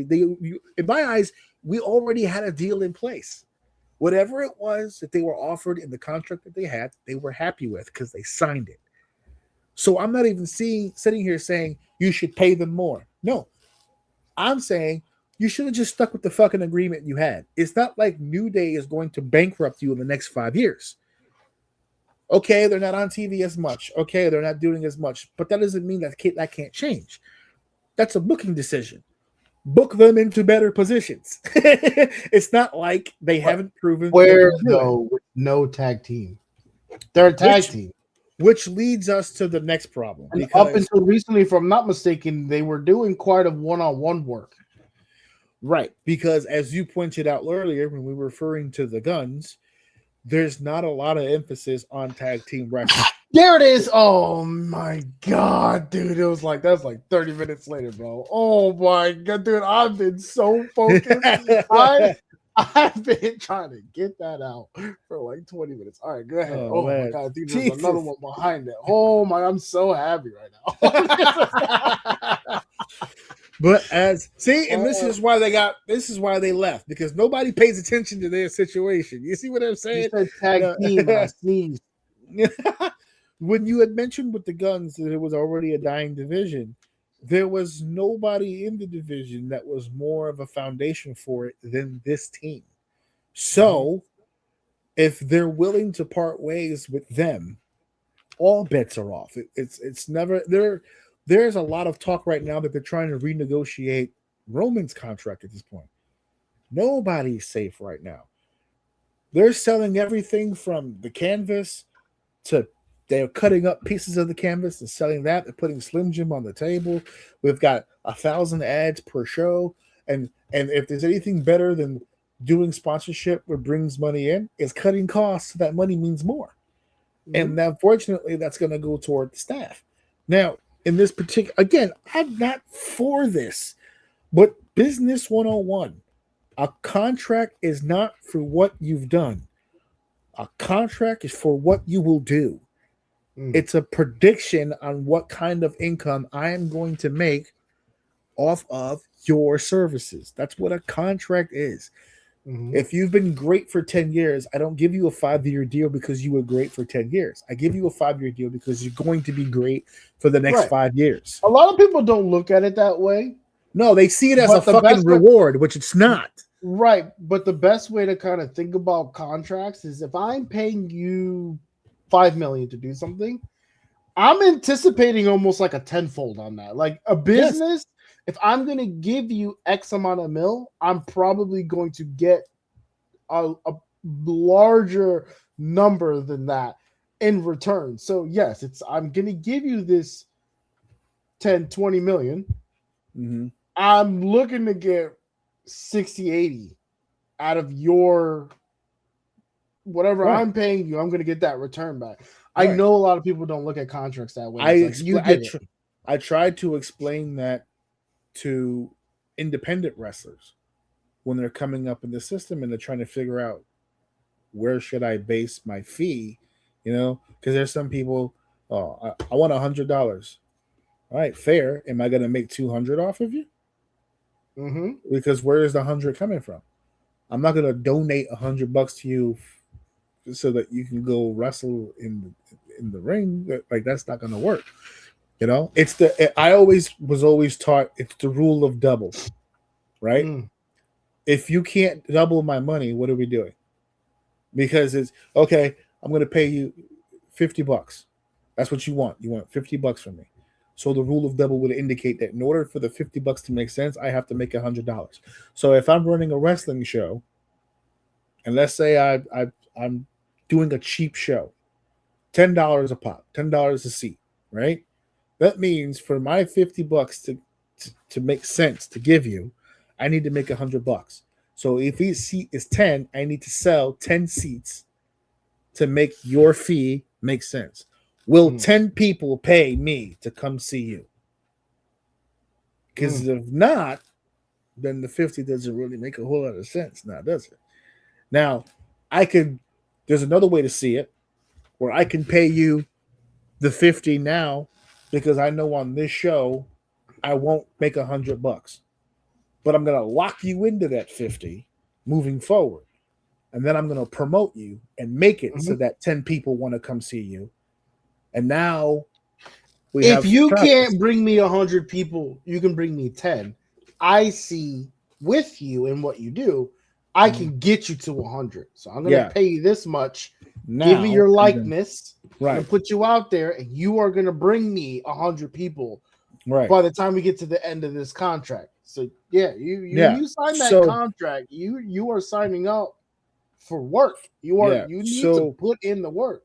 In this particular case, TKO is not at the negotiating table saying, "Oh, I love what you've done." Like Kofi's been with the WWE for 20 years. Okay? TKO is not coming to the negotiation table saying, "Hey, Kofi, I saw what you've done for the last 20 years. It's amazing. Here's a 5-year deal just cuz." No, they're going to say, "Okay, I've seen what you've done for the last 20 years. Is it possible you got 5 more in you that you can do it for 5 more, and then I'll pay you for the 5? If the answer is fucking no, then no. Now, here's where the rubber meets the road. Xavier and Kofi probably do believe that they can continue their high level of success if put in the right position. If put in the right position, and if history has told us anything for the last year or so, they're not being positioned in that way anymore. Because unfortunately, wrestling isn't like selling homes, right? Like I can't get up. I can't. There's a level. There's an element, very important element of control that is out of your hands. So you can get up, you can be the best, you can know how to talk, you can know how to do all that stuff. But at the end of the day, if TKO or Triple H or whoever makes the decision doesn't put you on camera, there's no, you can be the greatest in the world. It doesn't matter. You cannot. I can hit a home run every time I'm at plate, but if you don't put me on the plate, I can't hit a home run. Right. So to that point, I'm just saying I agree with you. I can hit a home run every time. Are you going to put me on the plate? That's it. This is why I feel it was a mutual departure. Because here's the part that everyone's missing. You heard it here first. They didn't go to the negotiation table asking, "Hey, you think you can keep this going for the next 5 years?" Because TKO already knew the answer. The answer is no. And we know it's going to be no. Because we're not going to put you in a position to do it. We have no intentions to use you in a high-profile situation ever again. So we'll like to keep you on the roster, but we're not going to pay you like top talent if we're not going to use you like top talent. So they probably... Here's the thing. Here's a fucked up thing. They would get paid as top talent for their division. That doesn't exist. Do you understand? Yeah. Like, that's another thing you got to kind of understand. Hey, you are creme de la creme of tag team at a high level. Yeah, but we don't do tag team. There are no tag teams. Yeah. So you're still going to be the number 1 paid tag team. You just ain't getting paid. And you won't even like get to play with your craft. We're not going to have you on camera nearly as much either. So you're just going to sit in purgatory while you get paid less. And for some people, me included, I'll take that deal because I don't know my worth. Yeah. Well, here's them. They probably just like, "No, I'm good." Here's an interesting part of the conversation because you keep saying they don't have tag teams. You and I sat here for 30 minutes, did a whole segment on how many tag teams they actually do have. That just goes to show to you how little they give a shit about it. They have tag teams. We don't see any of them on fucking TV. That's not fair. Only in this moment I will say it's at the end of the day, numbers talk. The people don't want tag team. The people don't want it. Whether they're not writing it right or whatever the case may be, the people just don't want it. I know I don't.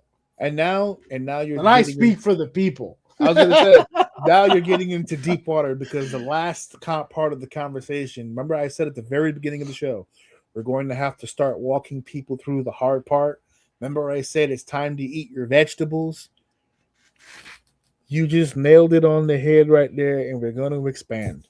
For everybody who keeps saying this is TKO, TKO is doing this, TKO is doing that, They're not going anywhere. This is what it's going to be. So we as adults, both as performers and as fans, you'll have to start to make the decision as to how much you genuinely want to support this company moving forward. Because it's not enough to sit there and complain. It's not enough to sit there and hashtag we want Kyrie. Because if you're still going to buy the merch, if you're still going to go to the shows, if you're still going to buy the apps, they don't give a shit. Mark Shapiro with his own mouth. I just heard the audio. It was played. I didn't even know there was actual audio. I read it last week when we talked, not last week, because we didn't do wrestling. 2 weeks ago when I did the whole Mark Shapiro and TKO thing, where I was like, TKO is stating they have their hands in the creative. I thought that was an article. I thought that was a sit-down interview. There's audio. This guy said this shit on camera. I heard it on Cornette's podcast. This guy literally said with his own mouth that when you price things a certain way, when you package things a certain way, and when you go after certain clientele, you scare off other people. And he's fine with that because he knows what he's after, which means if you're the kind of person who's got the championship belts in their room and you got the face paint on and you buy all the merch and you buy this and you buy that, but you can't afford the WrestleMania tickets, but you're getting sick and tired of the ads, but you want to criticize the creative. He doesn't give a shit. They don't care. They don't hear you. It does not matter to them. Either buy the shit or shut the fuck up. They don't care. Or don't. That's what I'm saying. They don't care about that either. They complain. It doesn't listen. At the end of the day, bad publicity is good publicity too. So as long at the end of the day, it is ones and twos, man. If they look at the data, if they hear the do they still call them tweets? The X's. Yeah. If they hear the tweets, if they hear the posts and all the arguments. They hear all that, and the sentiment is we don't like it. Yeah, like damn, we got to do something to fix this. We want to make sure we hit the bottom line. Bring up the data. Let's take a look, see what we could do. And it's bang, bang, bang, bang, bang. And we're just like, wait a minute, hold on. I know you don't like this, but you're buying it. Yeah. So I'm gonna keep giving you what you're buying. Mm-hmm. Because I can't cash your emotions at the bank. Yeah. But you're writing the check. So I'm going to keep doing this. So at the end of the day, look, what's going to end up happening is either they're geniuses and we're just going through a transitional patch where we're going to get a new system and that's just the way it's going to work. And then people will adapt and it'll go back to normal. Or they're going to tank it and have to do something to fix something. And then we'll just go into a longer grieving period on whatever the fuck is happening. But as long as the numbers are green, if you don't like this, you're going to keep getting it. And this is not going to change. And I'm gonna end this segment right now with this bombshell because I think it's something to think about. This is going to be the clip that we put on YouTube that's going to get the hits right here. You ready? This is the viral moment. Okay. We up from here. If you think for 1 second that they give two shits about how you feel about anything, you're absolutely wrong. But I advise all fans and all future performers who are even thinking of getting into the WWE to keep one major fact. This is a fact in mind. Before TKO purchased WWE went to the Saudis first. And they wanted to buy it. The problem is they didn't like the package deal, which was that Vince McMahon would have to remain in power in WWE. They didn't like that. So they passed on it. TKO bought that, but they got bailed out because the Janelle Grant case happened and it forced Vince out of power. So they no longer got married to the idea that Vince had to be a part of it. He was heavily compensated for it. That man's richer than he's ever been rich in his entire life. But they got lucky and they got him out of the picture. TKO is in debt for whatever reason. I don't remember the specifics. But they're using the WWE to get out of that debt. That's why there's advertisements every 2 seconds. That's why there's advertisements on the mat, on the tables. They're making every dollar that they can. That's why the prices are so fucking high. They're bleeding this company as dry as they can humanly bleed it. And then here comes the bombshell part. When that debt is gone, when they're back into black ink and they're comfortable yet again, and they can go back to playing, they're going to sell it again. Oh, yeah. They're going to sell it again. And this time, they're going to go to the Saudis. And they're going to say, hey, remember that deal you wanted in the first place? Especially the one where Vince McMahon wasn't a part of the deal? We'll match the price. No Vince McMahon, you can have it. We're done with it. We made our money. And then the Saudis will take it. It's going to get even fucking worse. So there is, as I forgot who it was who said it. I forget what movie it was, where he was like, yeah, there's a light at the end of the tunnel. It's an oncoming train. It's not going to get any better from here. They gave you a year to think and believe that Triple H really had power and stroke. And then all the criticism started, and they revealed to the world, oh, it's not Hunter, it's us. And we don't give a fuck. So tweet to your heart's content. We don't give a shit. Prices are not coming down. Merch is all going to be the fucking same. We're going to put the people in positions that we want them to put it in, and we're going to make money because you doofuses just keep giving it to us in barrels. And then once we've bled it until it can bleed no more, and it's pale and twitching on the floor, we're going to put WWE's carcass into a fucking packaging crate and send that shit to the Middle East. And then you can have it from there. And we'll hope and pray that the Saudis, you know, those people you hate so much, have a heart and decide to keep wrestling tradition alive. And if you want any evidence of what I'm saying to you, 2 factors. Where is WrestleMania at next year? It's in Saudi Arabia. Why would they do that? Besides keeping their relationships good and open. Also, we just had an event when was the last event at Saudi Arabia? The Royal Rumble. Royal Rumble happened in Riyadh during Riyadh season. I don't work for the WWE, but the WWE set their schedule around Riyadh season. For us, it was the middle of the afternoon, but for Riyadh, that pay-per-view didn't start until 10 o'clock at night, and it ended at 2 in the morning. Why on earth would WWE revolve their schedule around somebody else's unless they're trying to keep the relationship good and open?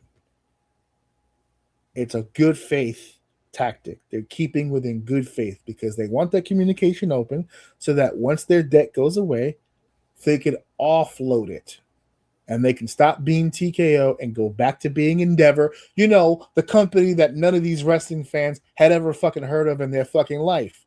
Up until the purchase, they can go back to being the behind-the-scenes Wizard of Oz, making billions and trillions of dollars on a whim, and the wrestling company itself will be off in the Middle East, surviving in the hot, sweaty, uncomfortable, sandy deserts of Saudi Arabia. So, if you don't like TKO, you know that country you've been shitting on for the last 10 years? They might be the next owners. Are you still going to be a fan? So it's time to think about it. Right here, right now. If you're willing to give up your fandom because they got rid of Kyrie Sane, if you're prepared, because I'm going to tell you right now, how many times do I say it on the show? They got me. They got me. I can't get out.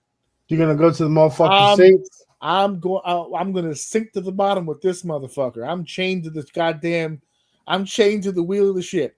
Look at you telling everybody to get off while they still can. I'm trying to be the hero. I'm telling you, I have been watching this company every day of my life since the late 80s. I'm telling you, I've seen highs, I've seen lows, and this motherfucker is about to fall off the edge of the earth like some Pirates of the Caribbean shit. I'm telling you, This is not good. Because the strongest player we had was Triple H. If he's got nothing, we're fucked. We're fucked. So they got me. Save yourselves. Save yourselves. Get off the ship while you can. Because this is not getting any better. It isn't. I just found out recently they were reporting that Triple H's contract with WWE was almost up and he almost didn't resign. If we would have lost him, oh my God. They threw money at him.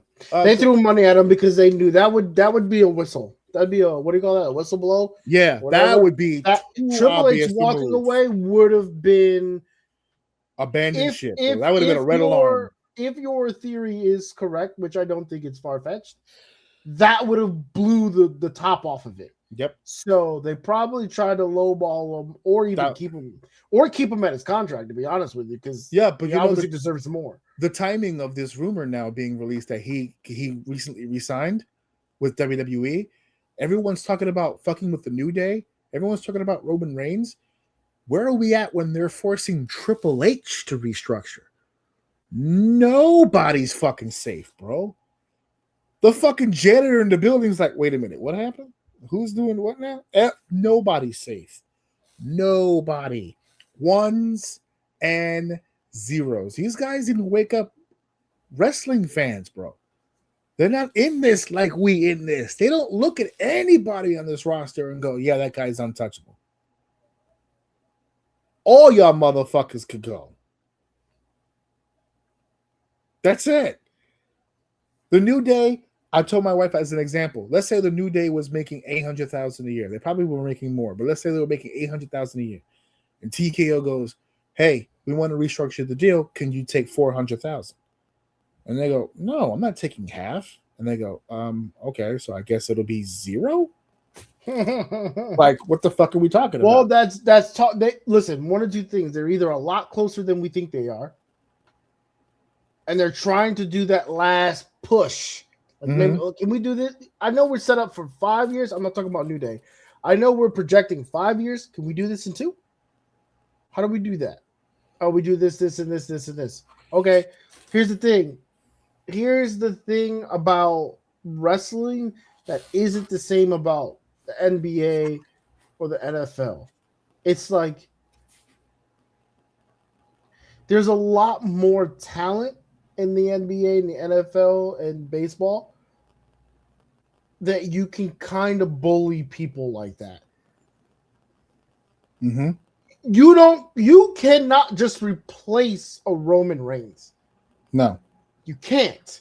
No matter how hard you try to push someone to the moon, it's not going to land. But there's a problem with that thought process because you're thinking about that in a logical sense, not a business sense. In their heads, they're going to say, we'll make another one. Now, we know based on history how hard that is to do. It's almost impossible, but that's not how they see it. It's like, in their heads, they're going, this is a fake business. I agree with you. Script another Roman Reigns. I agree with you, which is why I believe we're going off your theory here. Mm-hmm. I believe what you're saying, which is why I'm saying they're a lot closer than we think they are. Yeah. Because if they're a lot of people who aren't at that high level of business like to call people at that level stupid. I'm a firm believer these are some of the smartest motherfuckers in the world. Now, we'll call them stupid because they're being insensitive. And why would you fuck with a Roman Reigns when he's your best guy? That's stupid. Yeah.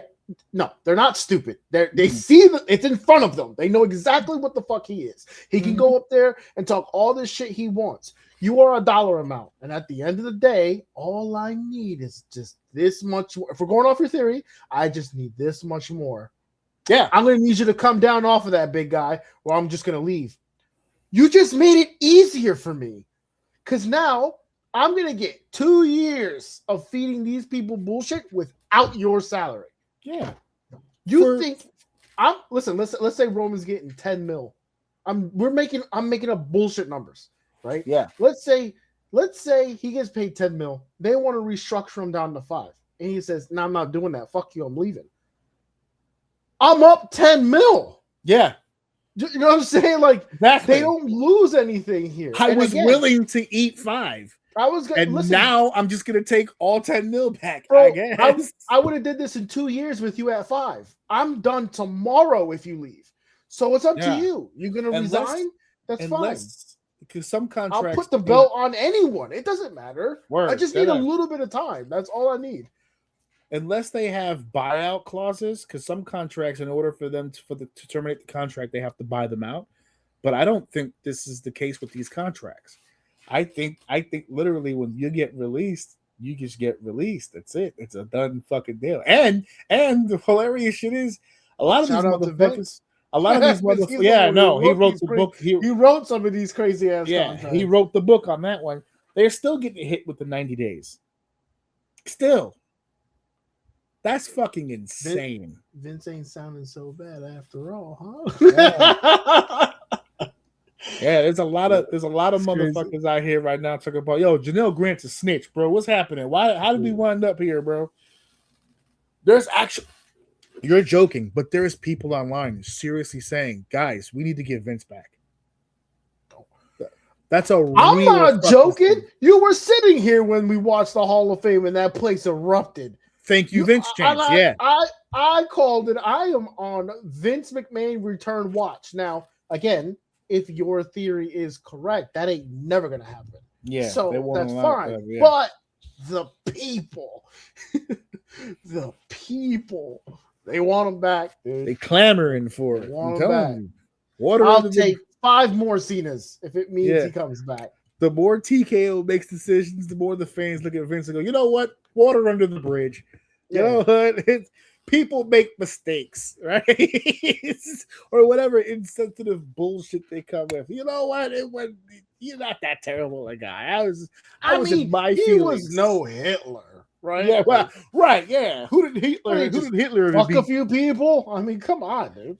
Now, who hasn't shit on their spouse's head or like a significant other? Who hasn't getting drunk and, just let the fecal matter flow? I mean, it just is what it is.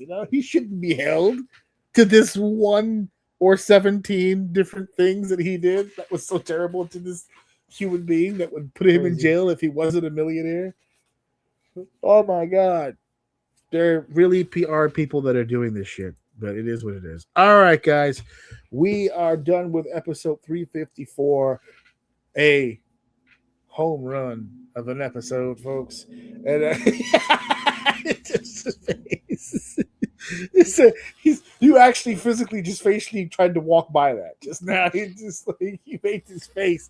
It's just like I didn't even want to give you the satisfaction of a butter bone. That face was me trying not to make that sound. That's what that was. You know what you did.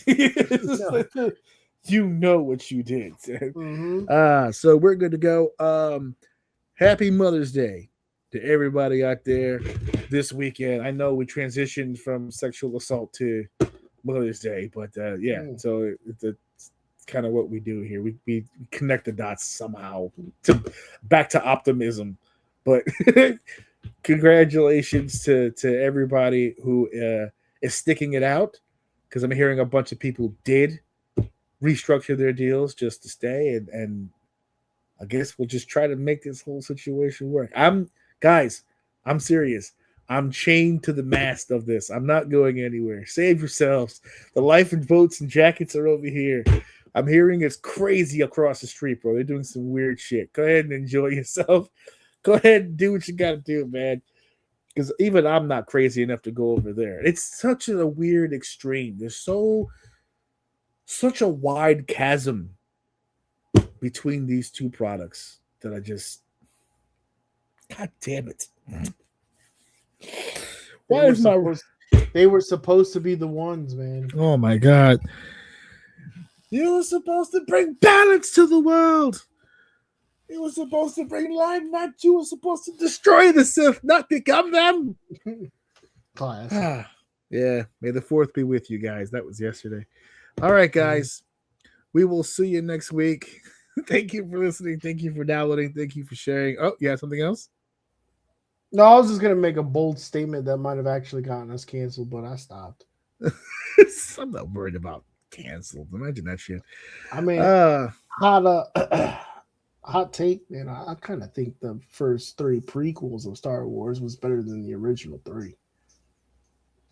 I don't know if you're completely alone in that anymore. I've seen some. We started watching it from the beginning. Like my wife wanted to see it in the chronological order, like story wise, not like release order. Oh, so we saw the first 3, and then we started watching the 4th movie, which was the first original movie. You saw 4, 5, 6. No, you did 1, 2, 3, 4, 5, 6. You said chronological to the story, right? Correct. So not chronological as in released of the film. Not release order. Oh, so you went 1, 2, 3, 4, 5, 6. And did you do 7, 8, 9? Did you do 7, 8, 9? We didn't get past 4. We started to like drown out on 4. The first 3, we were in it. We were locked in. We were like, dude, this is so good. The sound effects, everything, this is awesome, man. And then we got to the 4th one. I'm like, oh, this is dragging ass. There's brother and like that story has already been told. We know they're brother and sister. So we're just sitting here watching some weird shit happen the whole time. I don't know. It just didn't feel so. It didn't feel so good. It just didn't feel so good. That's all. Hot take. I don't know. It just popped in my head. Whatever. Well, to each their own, brother. I one time binged all 9, and I gotta stop doing stuff like that. All right. Amazing. Thank you for listening. Thank you for downloading. Thank you for sharing. And of course, thank you for enjoying episode 354. We see you later. Mic drop. Wait a minute. This is too much. Cooking it like a pro. Wrap it up, everybody. Show's over.